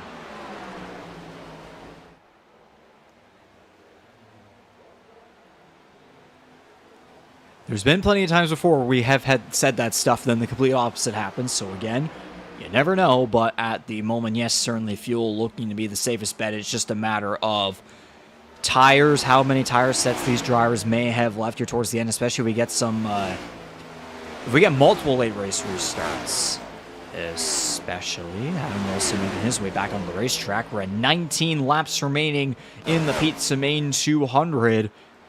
With 4 cars on 30 lap stints. There goes Jared Ireland, so that goes to now 3 cars. So Fontaine's your current race leader. Jared Ireland on pit road. Then there be Mike Marini. Second, third. Corbin McCauley. Raymond Hanneman. Jordan Kalinian looks to be what will eventually be the top 3 once everything cycles out. Again, unless we have a yellow flag, which we did see screw things up just a little bit towards the end of stage number 1. Well, Scott Bailey's only on a 7-lap stint, so once... Actually, yeah, okay, you know what? I missed that. Okay, top 4. Make it top 4 and you put Bailey at the top. So actually, that's interesting. Could potentially be a game changer. Again, if you're Corbin McCauley, if you're able to finish second or third with Kalinian as one of those guys around you, that's not as bad. That's a little bit of damage limitation. Not that we should make clear we're not being full-on homers in that situation. It's just, outlining the guidelines for the defending champion to try and complete his defense, shall we say, next week. As there's Fontaine and Marini, well, Fontaine and Belmonte, but Marini's also in. Oh boy. Not ideal, but anyway. So Marini's in, so is Fontaine. So right here we go. This is the battle for the win. Our 2 iRacing champions in the Earl Ross Cup history. Bailey, of course, season 4, and Corbin McCauley are defending champ. And not much separating them, you have to say. And the guy who would be screwed by all of this is currently in 3rd, Raymond Hanneman. And he's just about 8/10 back of 2nd place as McCauley slides up in front of the 48 and retakes the race lead. And Raymond Hanneman right now watching that will be breathing a huge sigh of relief with McCauley making the pass. And remember, McCauley went for 4 tires, 8-lap stint. Bailey at just under 10 seconds on an 11-lap stint. Hanneman's at 7 with 2 tires only. So, wonder here if Raymond Hanneman maybe has maybe 2 tires on his end compared to Corbin's 4. Maybe we could see a bit of a surprise out of the 85 right there. Meanwhile, Jordan Kalinian, C.D. Mangrum, Jared Ireland, and Blake Thronberg are all chasing them down.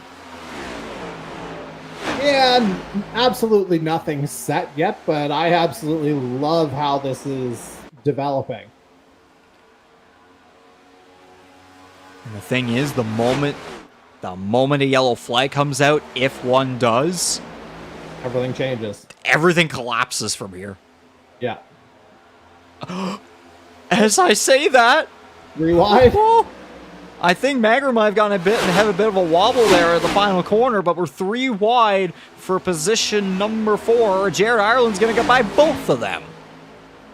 Yeah, that's... Ooh, no! There they go! Boy. That's gotta be... Yeah, here we go. So if the math holds up, we'll be looking at 9 laps to figure out who the rest of our championship 4 is. And the late race caution happens. Dun, dun, dun. So at other tracks, we've been talking about the concept of the ticking time bomb.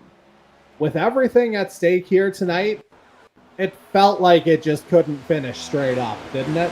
That's not this wasn't a tick. Sorry. Well, I was going to say, here we are. Like, it felt like something was going to happen. So that lends to the, it's not as desperate as Talladega with the ticking time bomb analogy, but you knew it wasn't going to be completely just straightforward.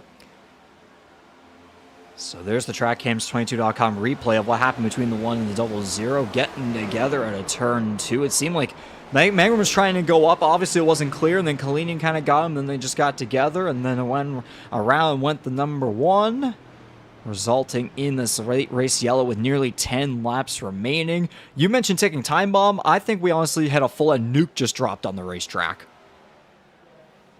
Well, effectively the standings, too. Let's see what's going to happen. Notably, I think if... Yeah, Justin Belmonte, get that turtle out, Regan. Oh, suddenly, baby. He's back on the lead lap.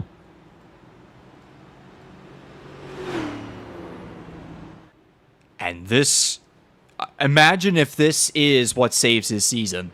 You never know. It's ultimately a lifeline right now. It all depends on what drivers ahead of him are doing. So it doesn't look like the top 6 have come in. Top 7. Mason 14 appear to have all come in. Tomlinson in that group. Yeah, Tomlinson went for 4 tires. And he'll come out in 9th. So 4 fresh tires. Like, it's not like the stints are crazy for the drivers ahead of him, but there's something to be said for having all new boots. And you see it on the screen right now. He qualified this race in 9th, but he charged his way up to, I don't know if it was 2nd during that run, but I know for sure it was 3rd at one point. But there was a 2nd somewhere in there. Yep.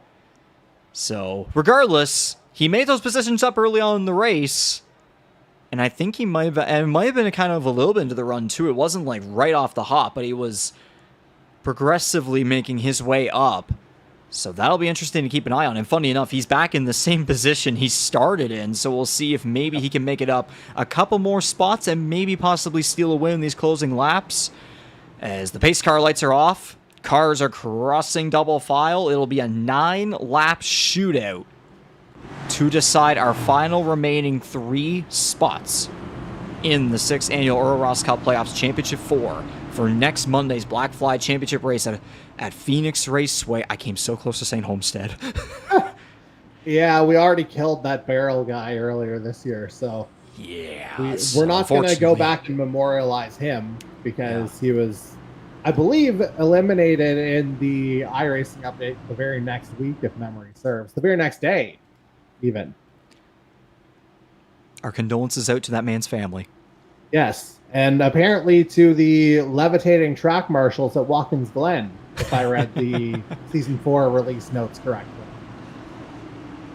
But look at this. Macaulay Bailey, Hanneman Thronberg, Ty Higginbottom. So, let's see. Last 3 champions are 1, 2, and 5. And you have your top 2 rookies sandwiched in the middle. That's not going to be fun or anything. This is it? Is this the final restart? Is this what decides it all? Let's find out in the Sin City. Who will gamble on a Championship 4 spot? Green flag with 9 laps to go. Yeah, there's no question now. These boys got to be all in. They know what's at stake. And Corbin McCauley off to a great start, but Hanneman's not going to let him get away. Bailey, however... Oh, wreck in the back. Big pile up. All right, so we'll do it again, except it'll be 5 laps to go. C.D. Magram, Matthew McDonald. I think Andy Hurdle. But a couple of cars around along the outside wall in turns 1 and 2. So Corbin McCauley got a great jump right there. Scott Bailey fell back a couple positions. But we're going to have to do that one more time with just a couple less laps. Yeah, as I say, I think it'll be 5 on the restart. So we'll go with the TrackCams22.com replay. We will go back to the restart itself. And we'll see the great launch by the 17 out of the restart zone. And everyone's scrambling for positions. But back here is the question. Oh, Tomlinson dumped Marini. Oh. All right, well, I shouldn't say dump, but contact was made. Certainly it was. And now, if the... Look. We were just talking about Tomlinson having come out on a fresh set of 4 tires. Marini not that far off, for being quite honest, having pitted just 5 laps earlier. So not necessarily a speed differential, just a matter of space not necessarily being a...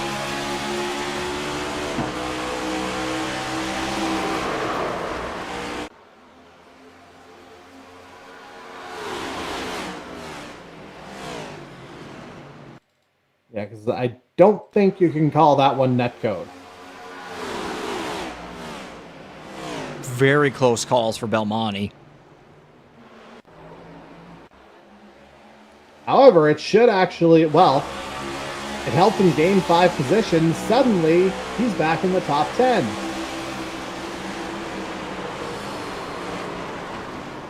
So our 7 contenders are in the top 10, and Jordan Kalinian's just chilling in 11th. So from what we could tell right there, yes, Tomlinson sending Marini around, but it did look like the 12 went ever so slightly down again. Tomlinson did have that inside line covered. And that, of course, in the end wound up in a big wreck. So, again, I shouldn't have used the word dump. I shouldn't have, but again, you get your first perspectives and first angles. But with all the other ones, of course, you kind of get a better idea. Again, thanks to TrackCams22.com with the replays. So, of course, it didn't affect Tomlinson. It affected a bunch of other guys. No playoff drivers, thank goodness. Kalinian was almost caught up in it, but again, as we all know, he's locked into the Championship 4 already. So Tomlinson is all good. Knock on wood, though, with these drivers that now he's going to be a little bit more up towards. And you know he's in a must-win situation, too, so the pressure is on. I'm sure with all these guys, stress levels, heart rates are breaking barriers. God, I would love to see Fitbits and Apple Watches right about now.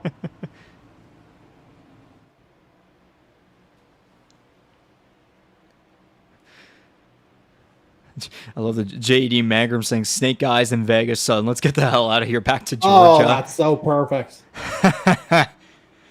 If not for a 16th of an inch on the steering wheel, the number 1 would be right in the thick of things here, too. I mean, he's in 11th. He's still in the lead lap, so could put off a top 10, or if these guys decide to pile it up at the front of the field instead of the back like we just saw there, maybe he could pull off some sort of a miracle here towards the end. But now let's see where this changes up here. It's McCauley and Hanneman on the front row. Thromerg and Bryce Fontaine, who's made his way back up. Higginbottom and Bailey are together on the same row. Mason Tomlinson has made his way up, despite the earlier little deal right there, but he's away from that now, of course. So, the pace car rolls off. Green flag in the official's hand. And wave into these race cars out of the restart zone. A big launch out of the number 17. Away they go with 5 laps to go. Yeah, from here, if anything was to happen, I'd say we'd be in an overtime situation because, again, we're looking at 4 laps per caution stint. So let's see if these guys can get around. Bailey trying to make the charge early. He's gained a couple of positions. He's trying to make that inside work the best he can. And he's never missed a championship 4 in the 3 seasons. Hitting him on him, charges around the outside. We're going to be 4 wide down the front. Ireland about hit himself going around. Colini, and it just turned into the frickin' Autobahn for him the way that opened up. But still contact. They're trying to make this work to the best of their ability. A couple of cars on the outside while Higginbottom's trying his darndest to make the outside surge work. A couple of cars still in the wall. They're still making it work. Now 3 laps to go. It's all Corbin McCauley. But not without a healthy bump out of turn 4. It has to be Higginbottom in the wall. And that's effectively going to derail the Season 3 champs opportunity. A little bit more single file action as the flagman is going to have the popsicle sticks in the air. 2 laps to go. Justin Belmont trying to surge his way up a little bit more through the top 10. We'll see how many points that could be a build-up for him. Jordan Kalinian charges past Bryce Fontaine for 4th. Half a second between the 17 and the 3, so unless something catastrophic happens here or anything happens just before the white flag, it's all car number 7. Oh, big wreck down the back. Yellow. Oh, boy. The 2 Eudora, Kansas guys getting together. And, yeah, we're into overtime here, folks. Just when you thought we could make it, nope. Never. Throw out the lottery tickets. And McCauley would have had to have been so close to the white flag whenever that yellow came out.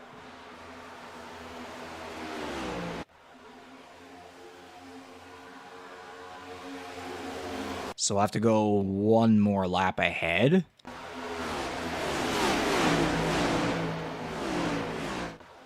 Oh, yeah. Ireland up into Tomlinson. And you know what? Tomlinson made a hell of a save. And it keeps his championship hopes alive. And somehow he didn't just T-bone Marini on the way back onto the track. Hard lick for the 13, especially. Your best of the rest leader. Driver's side into the tire barrier. And yeah, if we pause it right there, that's where the wrecking happened. I think it was right about there the caution came out. Yeah. There was the 17. Just a bit into turn, just a little bit into turn 3. Yeah, so you would have needed another 10 seconds to get back to the white flag and you would have been fine. If that.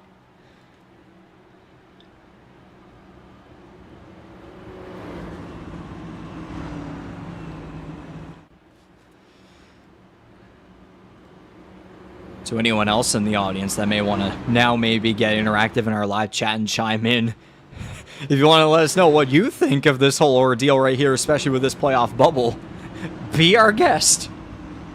Eggplant emojis welcomed. Because the blood is rushing after this particular stint here as Janikowski gets the lucky turtle. Tomlinson's on pit road. He's been in for just over half a minute. Yeah, you got to wonder if there are some damage repairs that had to happen. Well, you did see... Yeah, you saw that deflection there with the 13, so... You did, and again, he had been going in with the tire advantage, so that... At this point, given that advantage, you would conceivably think that the only reason for the 4 to be in would have been to fix something up that couldn't be ignored. And Ty Higginbotham is looking to be out of this one. Yeah, question mark has just popped up, yeah. Yeah, so that is, again, the officially now the Season 3 champion out of the running. So only Tomlinson would be left for maybe a miracle of a must-win situation. But meanwhile, back to the front. He did put, well, I was going to say stint 0. I don't know if that means he put tires on. I don't know if he would have had them available. I'm sure he probably did. Just took advantage of that at least. But anyways, back towards the front of the field. It's been a 19 race winless streak is what the 17 is currently on at the moment since he won the championship finale and the Earl Ross Cup last season.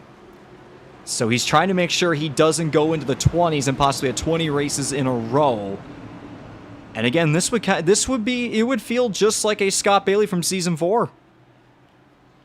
Absolutely, the timing would line up exactly right for that.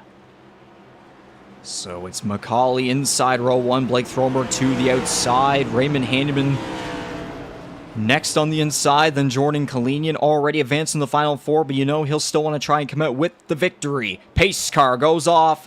It's overtime here in the Pizza Main 200 at Las Vegas Motor Speedway. Green flag in the air, 17 with an okay jump compared to the last one. Blake Throberg will try to stick with him. Yeah, we'll see if he tries to slot into that inside line. He does to cover off Hanneman there to consolidate his second place. And for Throberg, that'll be just fine. Hanneman, he's fine with seeing the likes of Belmonte and Bailey. Oh, no! Oh, no!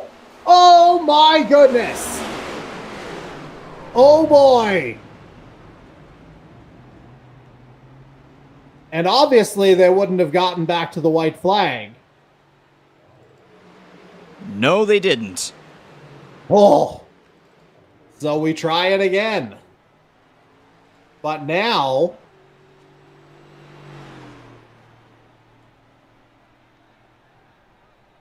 the game has changed a lot.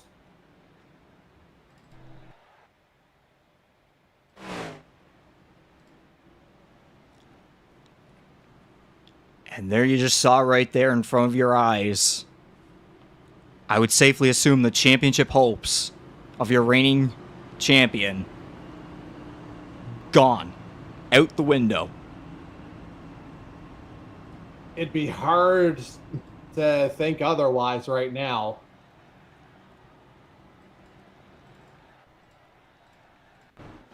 Which is an absolute shame if that winds up being the case, because he had this one under wraps for a good chunk of the night.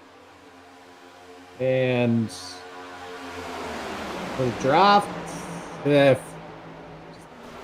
looks like he got loose. I don't know if he was made loose by Throberg there, or if it was just a fleeting moment.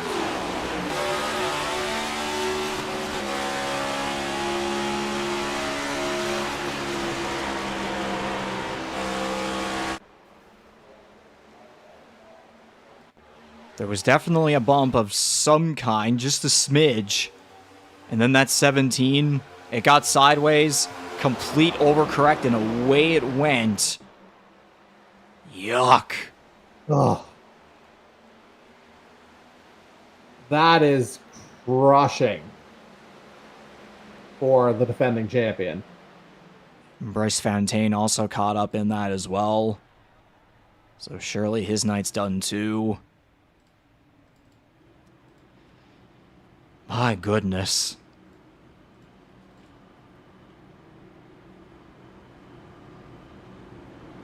Yeah, we figured there would be fireworks here. But man, oh man, this is just changing the game with every passing turn. It was literally one corner and a straightaway away from the white flag. But no. Had to keep her going. And as a result, Lady Luck deals another bad hand for car number 17. So that will now go to 20 races without a win. And I would say more than likely, back-to-back championships will not be happening. It would take an act of God at this point, I would think. Who knows if what we just saw there is a potential foreshadow of what might be to come. Because Blake Throberg, Raymond Hanneman, you have your top 2 rookies on the front row. Then there's Jordan Kalinian, Scott Bailey, Justin Belmonte. Through all of that, what's happened in the late going here, still has a chance. And we've now seen the driver's opinion. We'll put it that way.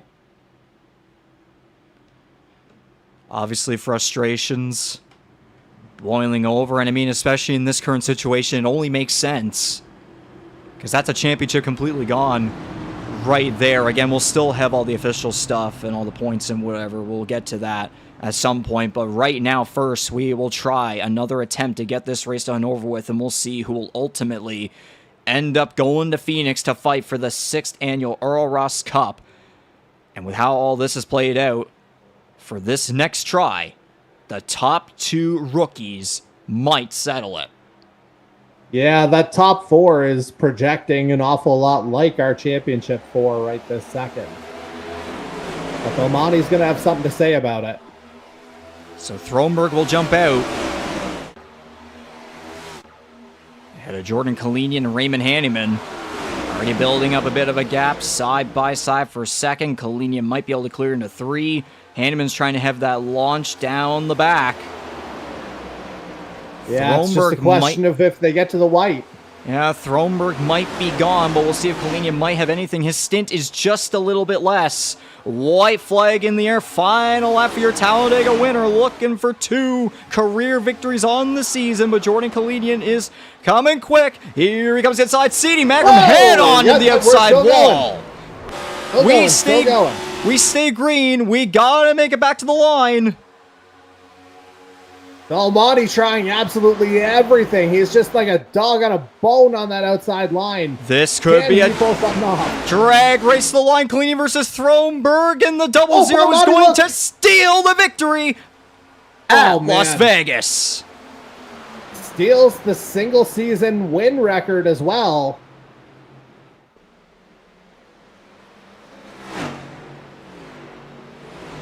And now that poses a bit of a different question here as to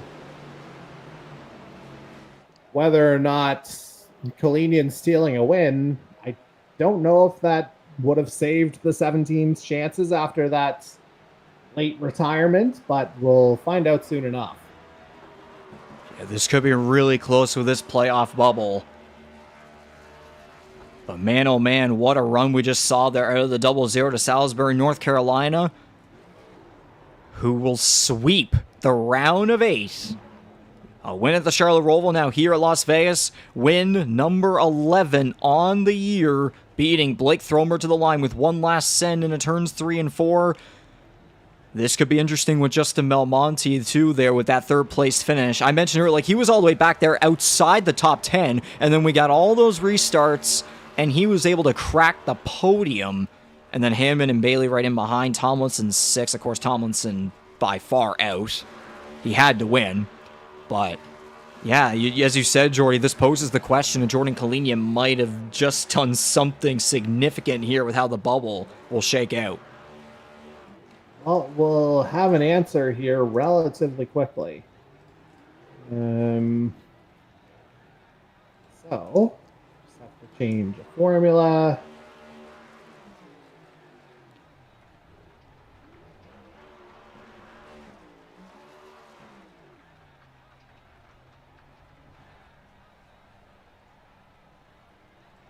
All right, so that sure looks like the numbers if you're looking at the spreadsheet. Oh, boy.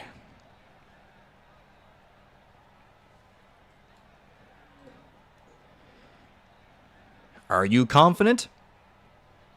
Well, there wouldn't be enough variance in stage 1 to swing it any other way. That would be my take.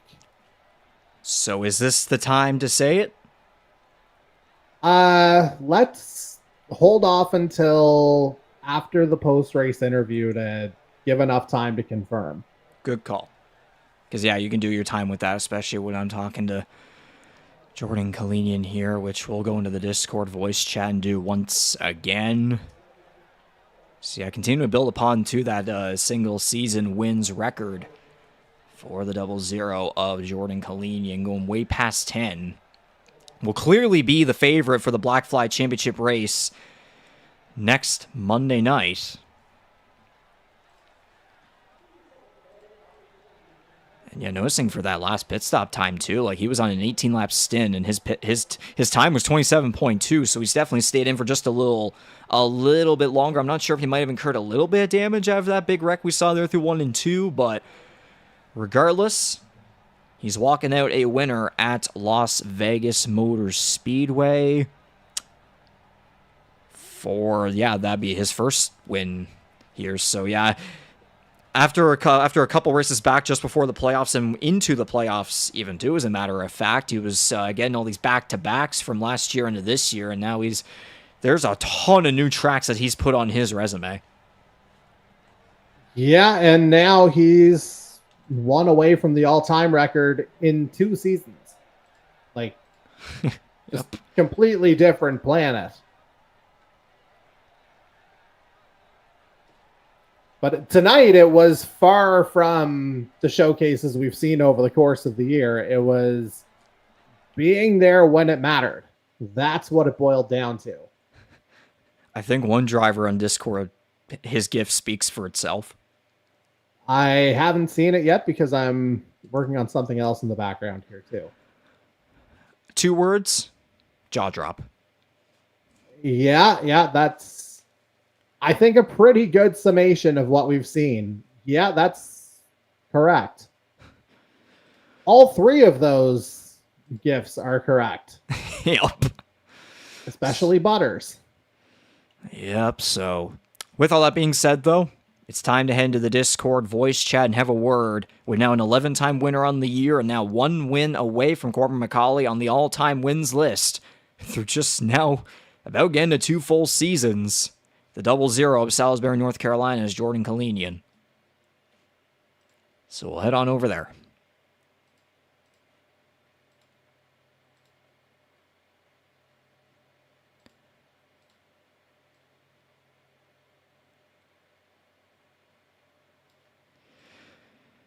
Jordan Kalinian, do we have a copy?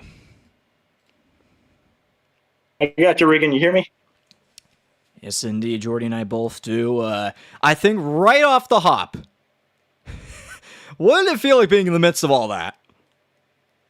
That was terrifying. One of the guys needing the win, wanting to win, and me trying to be as respectful as I can on fresh tires and just working my way back to the front. And luckily the cautions fell to where I could make my way back to the front, but really had to send it in there on that last corner. I think Blake got a little bit tight and just washed up together, and I got the run and was able to get it done.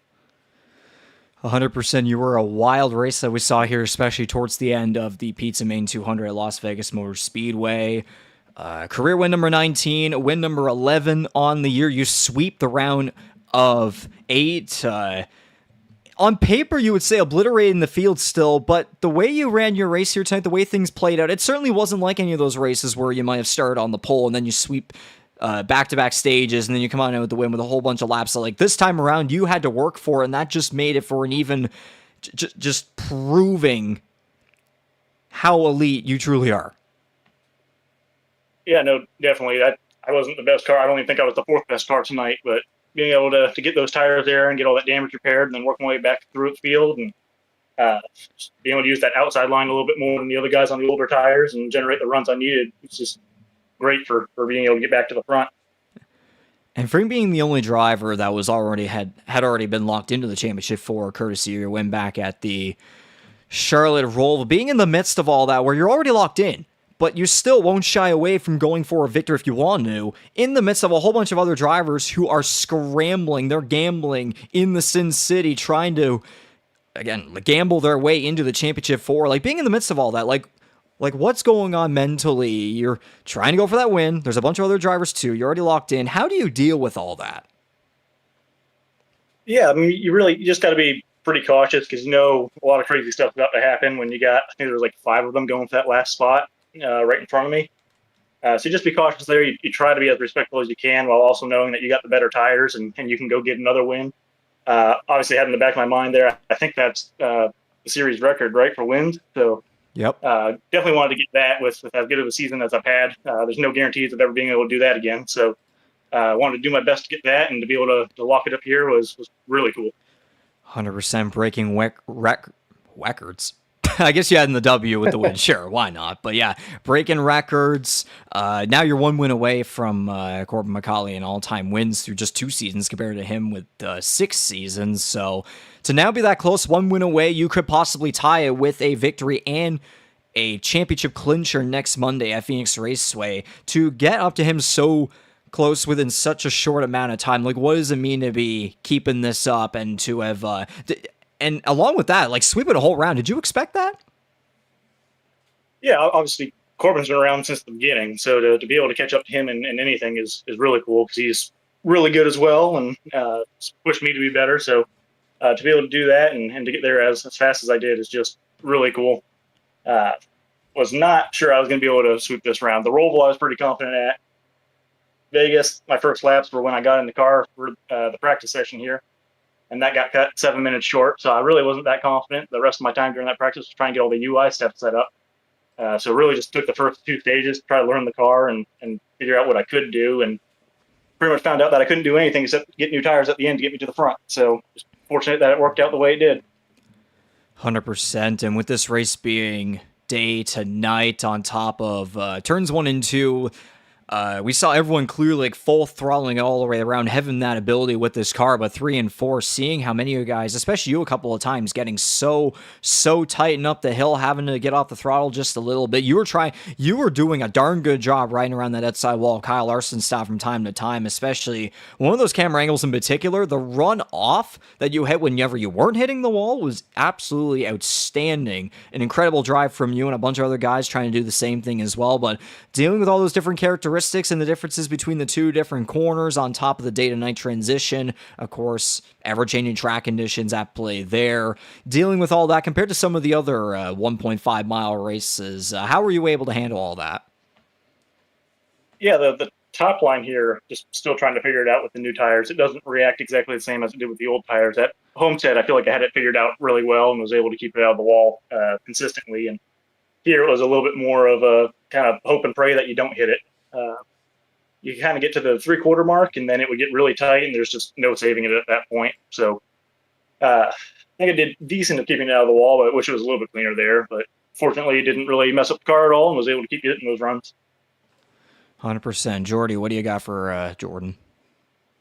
Geez, I'm trying to figure it out here as I'm, as I say, working on something else in the background here. But yeah, obviously, Jordan, you kind of talked already about what it was like to keep your head in the game here as everything was happening around you. But obviously the other element of that, and I think Regan might have talked about this already too, the fact that you were the one guy in the field who literally came in with nothing to lose here tonight after getting the job done there last week. And yeah, I guess from your perspective, knowing what was happening around you, like, how satisfying is it, on top of how it would have been already, how satisfying is it for you to be going into next week on this kind of a sustained high?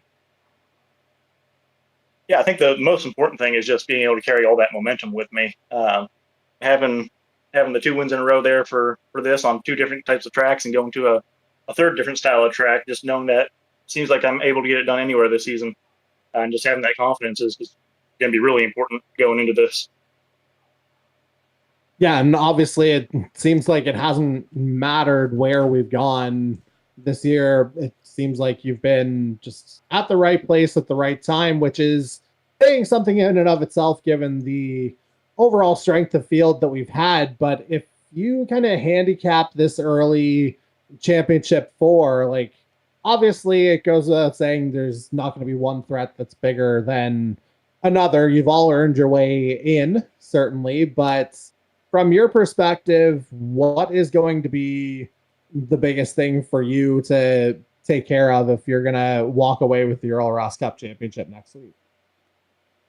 Just doing what I think I've been doing the best all season is just keeping it clean and taking my time, not putting the car in any bad positions. Obviously, the only lap that pays out next week is that last lap. So just keeping it clean and get myself positioned best I can to be able to be the top guy out of the four at the end of the race, whether that's a win or just being the top guy. And in your case, obviously it's a different track than it was last year with Homestead Miami being the closer in season 5. But is there anything that you maybe would have taken away from last season, that like how it ended, that you'll be able to apply next week to potentially come out with a different result? I think just being able to know the pressure and what it feels like will be a little bit of help. But last season, Corbin was just better. Wasn't really anything I could do there. I could hang with him for a couple laps and then he'd just start pulling away. So just put a little more time into defining a couple different lines and seeing how to deal with the dirty air for Phoenix. And I think that'll be the key to being able to come away with it. And obviously, you mentioned that tonight was that you hadn't turned a whole lot of laps before tonight. So my final question was, how much of that prep was focused on Phoenix instead? I've done very little. I've watched a couple videos and just trying to see what the updates I've done to it, but I haven't gotten on track yet. And hopefully I'll be able to do some of that this coming weekend and just kind of figure out. It's going to seem like you're going to need to know about a second or third line to really be able to make passes or anything. So just kind of putting a little bit of focus on that and seeing if, even if it's not the optimal line, if maybe once the tires wear, there are different lines that you can use to generate runs. Well, you've certainly got it all to play for here now, as I mean, you'd already earned your place back in, but you just put that further stamp on it here tonight. As for being in the right place at the right time, well done. Once again, Jordan Kalinian, win number 11, as mentioned, the single season race win record now. So another feather in your cap as you look for the biggest one of all, as I hand it back to Regan here now. Thank you, Jordy. Got it. And so, yeah, one last race to go. You'll be chasing that championship. Hard to believe we've come this far. Are you confident this is it, Jordan? Is this yours after finishing one position short of the man who unfortunately had that we saw there on one of the final restarts tonight? I sure hope so, but there's nothing guaranteed. Obviously, we saw what happened to the 17 tonight, and that can happen to anyone next week. So we'll just hope we get in there and keep it clean and able to make our way to the front and keep hold them all off. 100% sponsors, partners, supporters. Who gets the thanks? Just appreciate all the guys that run the league and all the sponsors that helped us on. It's been a fun season, and hopefully we get one more. 100%. We're looking forward to the possibility of that next Monday night. But of course, for tonight, that was the Pizza Main 200 Las Vegas Motor Speedway. The round of 8 finale going to the 00 Jordan Kalinian out of Salisbury, North Carolina. A round of 8 sweep. Already locked himself in the championship for next Monday night, but you know what? Might as well pull off another victory and a whole playoff round sweep. Give him all the momentum in the world to go for a championship in his sophomore season here in the E-Motorsports Network NASCAR Series and iRacing. Jordan, once again, congratulations, and we'll see if we'll be congratulating you once again and talking just that one more time after next Monday night. Thank you, Regan. Looking forward to it.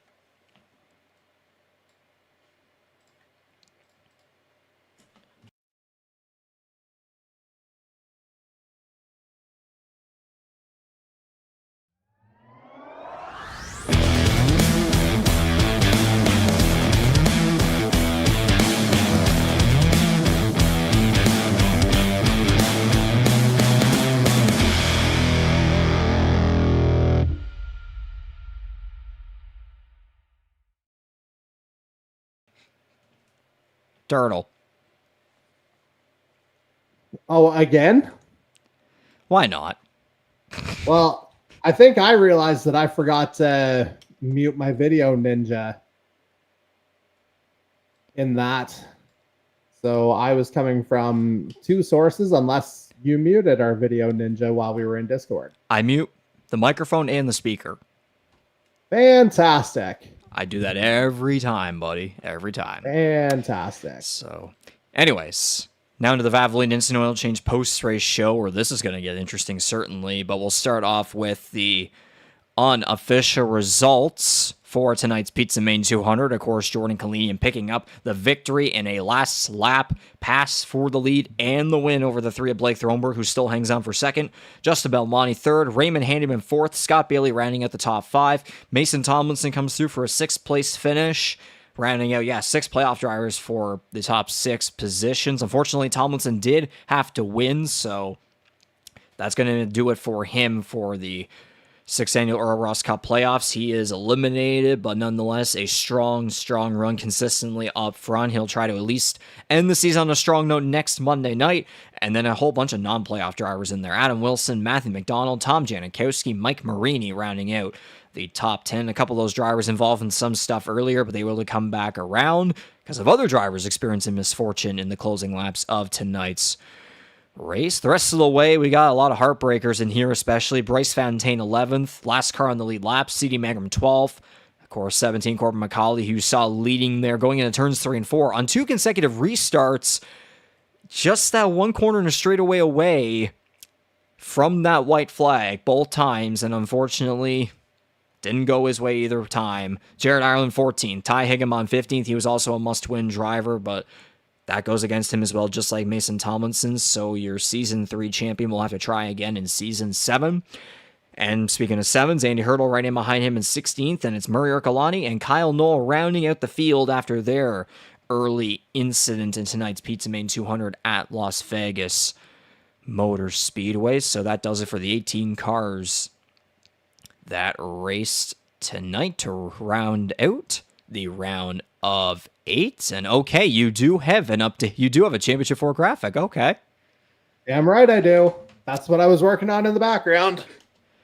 Now it's just a matter of getting it onto the software. So just in case anything, because of the multiple monitor situation I have here, we'll go into the loop for now just to be safe. So I'm assuming now this is confidently the Championship 4, the 4 drivers that will go for it next Monday.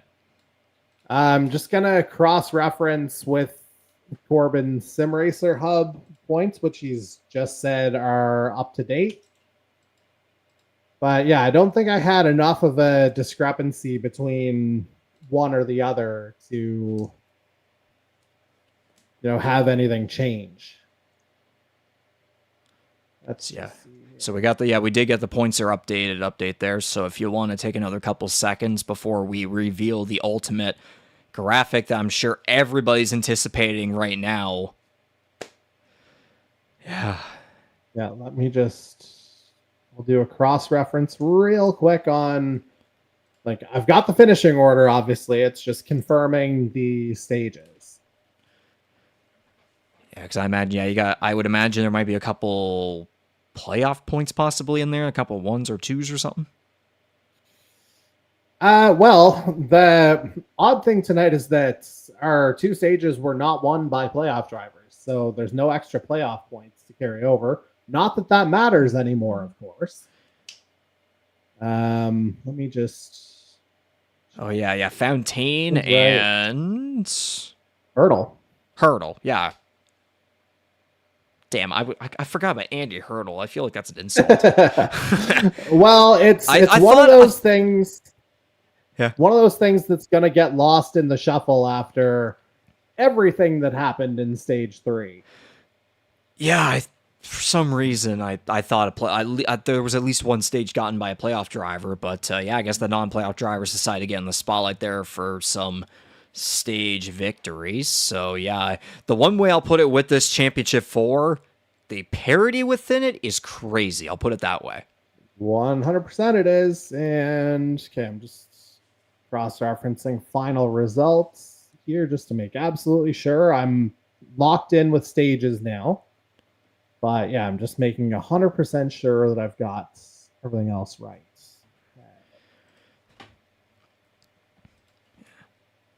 So, I guess the one clue I could give off, Jordan Kalinian's in.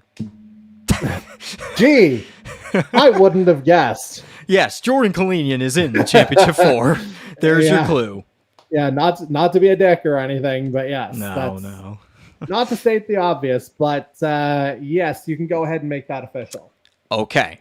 So I'm sure there's plenty of people in here anticipating this highly. So, for the Black Fly Championship race at Phoenix Raceway next Monday night, September 22nd, 7:30 p.m. Eastern, 8:30 p.m. Atlantic, for the 6th annual Earl Ross Cup Championship finale, your final four is this. Jordan Kalinian, Blake Thronberg, Raymond Hanneman, and Scott Bailey will fight for the Earl Ross Cup. They will fight to etch their name onto the illustrious trophy next Monday night at the track where we first began this whole thing. Or at least first began the championship deal of this whole thing. I'll put it that way. Yeah, and how many stories do we have going into this? You have the record breaker, Jordan Kalinian, firmly in pole position going into this one. You have the Rookie of the Year battle going right to the end with Blake Thronberg and Raymond Hanneman still battling for it at the very top. And how about Scott Bailey going 4 for 4? Fourth season, fourth time in the championship 4. And his title came in season 4. So, yeah, he's found his way in again. There's, kind of all unfolded in front of him. And much as we said with Jordan Kalinian, he wound up in the right place at the right time when it mattered. He was a guy that I kind of mentioned off the top might be playing the long game a little bit here tonight. And sure enough, obviously a little bit of help in front, but he's done enough to get back to the championship 4 and keeping that streak alive. So lots of discussion all the way around. 100%. So yeah, there's one for all the year differences in here, all the crazy difference in experience with some of these drivers in here. Jordan Kalinian, second-year driver, 1 win away from tying the number 1 on the all-time wins list, and of course a single season wins record on top of that there. Like, obviously he's the heavy favorite going into this one, but as you said, the top 2 rookies in this year's Rookie of the Year battle are going to go at it. Blake Thronberg fell just short of the win here tonight, but he has been racking up podium finishes as of recently, including a victory at Talladega. Like, he is picking the perfect time here in his rookie season to be right up there at the front and challenging for these wins and hopefully for him the championship next Monday night. And he's been here since the GTR 250. Raymond Hanneman has not. He joined us a couple races in. It was round 3 at Homestead, Miami when he made his debut. Crawling his way up through the regular season, he was charging his way up to Blake Thronberg in the Rookie of the Year standings despite a couple less starts. And then it kind of flipped around with Thronberg starting to get himself back and going come playoff time.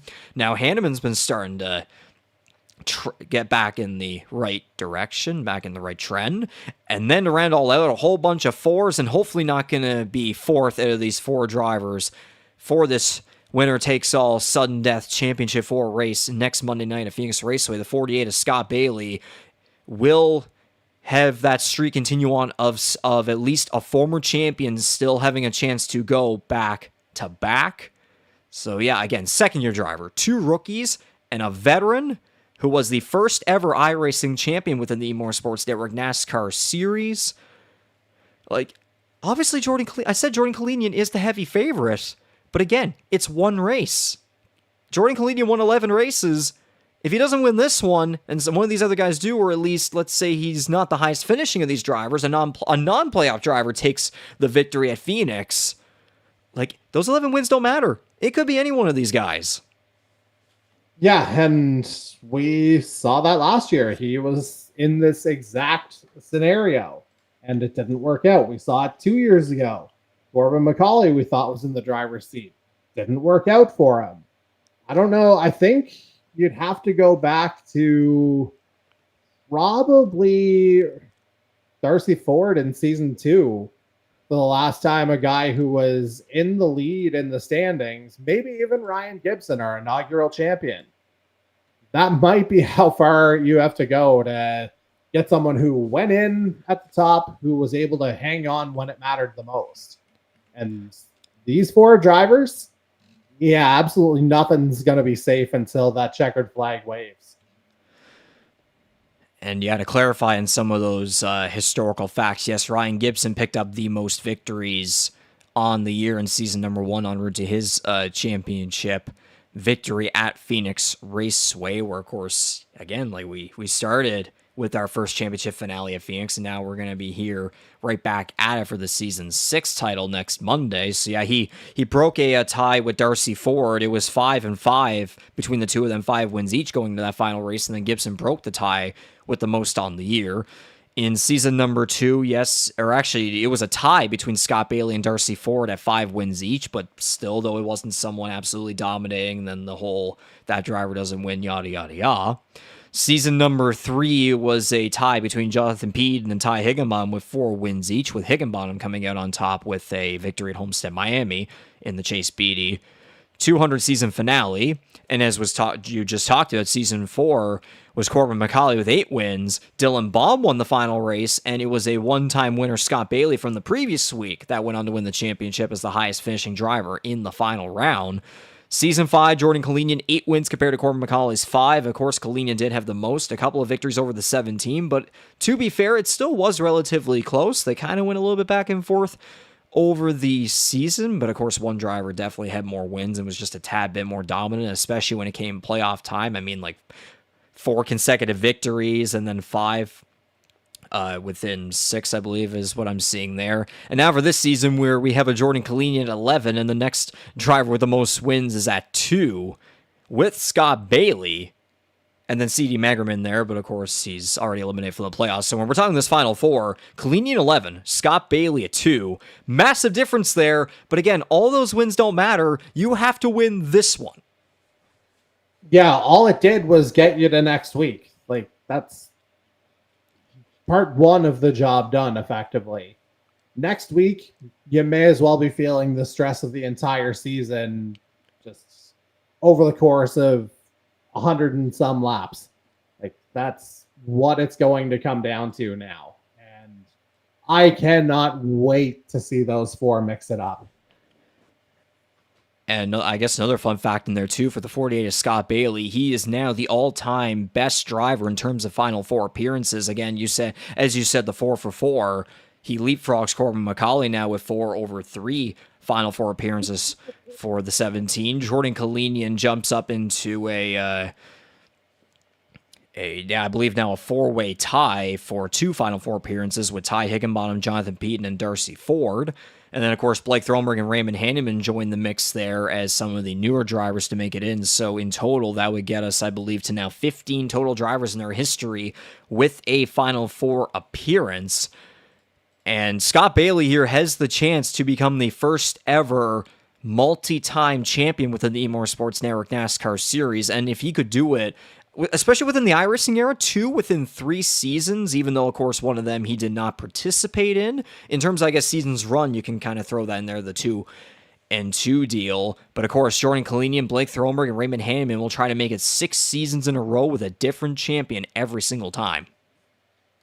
Yeah, the new blood has certainly acquitted itself very well with Throberg and Hanneman in the mix. And obviously, we've spoken ad nauseum about what Jordan Kalinian's accomplished this year, trying to potentially tie the all-time wins record next week if he's able to pull that off. But again, there's just something about Bailey being back in the championship 4. I know he hasn't won since the 300 at Charlotte. I know it's been a minute, but how many times have we seen him just find a way to advance? Like, I called him a bit of an endurance driver earlier this year. Scotty the Survivor, he's in with a shot.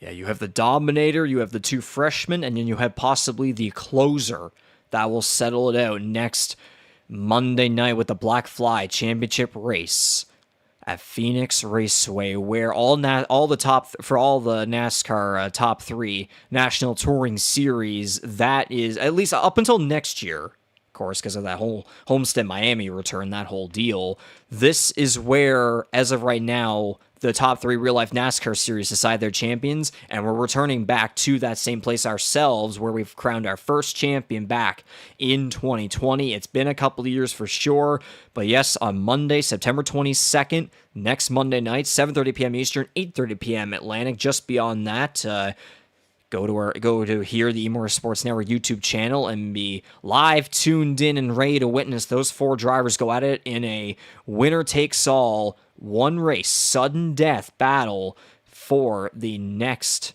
champion of the Earl Ross Cup, one of sim racing's most illustrious trophies and rewards.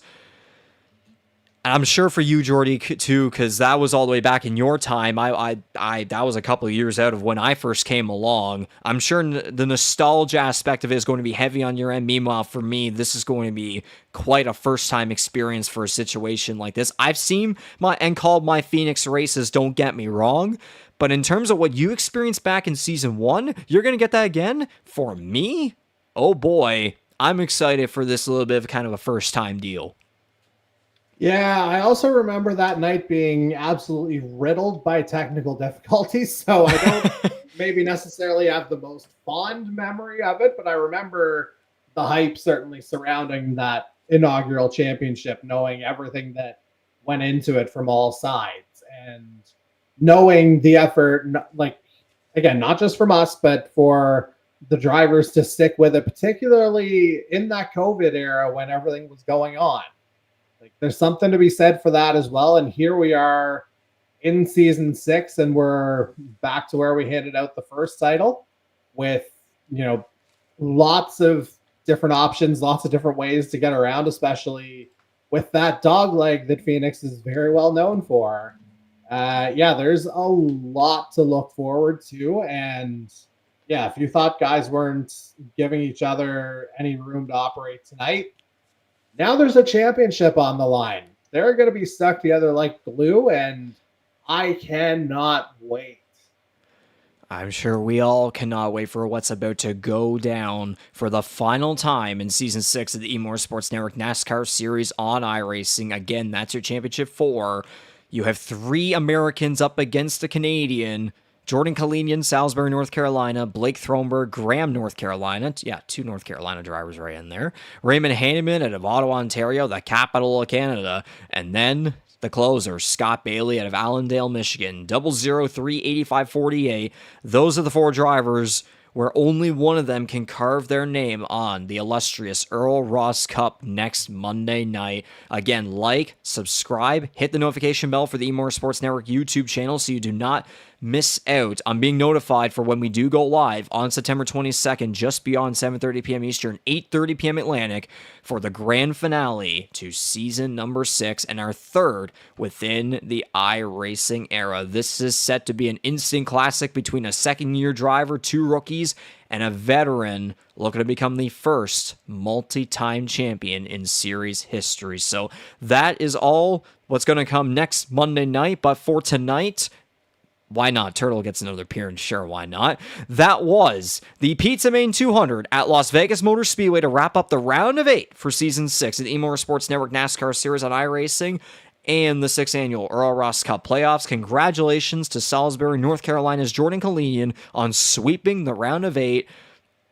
Already locking himself into the playoffs the previous week, but might as well add on another win to keep up that momentum and keep on breaking some records, and we'll see if he can make it 3 wins in a row, and the most important one of them all this season happen next Monday night, the Black Fly Championship race at Phoenix Raceway. So on behalf of everyone else here, of course, Jordy Kerher alongside me, all drivers, sponsors, partners, the competition committee, everyone involved in making this happen every single Monday night. My name is Regan McCauley, the voice of the E-Motorsports Network. Thank you very much for tuning in and supporting what we do here in the E-Motorsports Network and making things so much more fun here within our NASCAR Series deals. So again, until next Monday night, that was another edition of E-Motorsports Network Monday Madness, and the final edition of that comes in 1 week. I'm sure it's going to be a wild one. You will not want to miss it. Mark your calendars. See you then for one last 2025 showdown.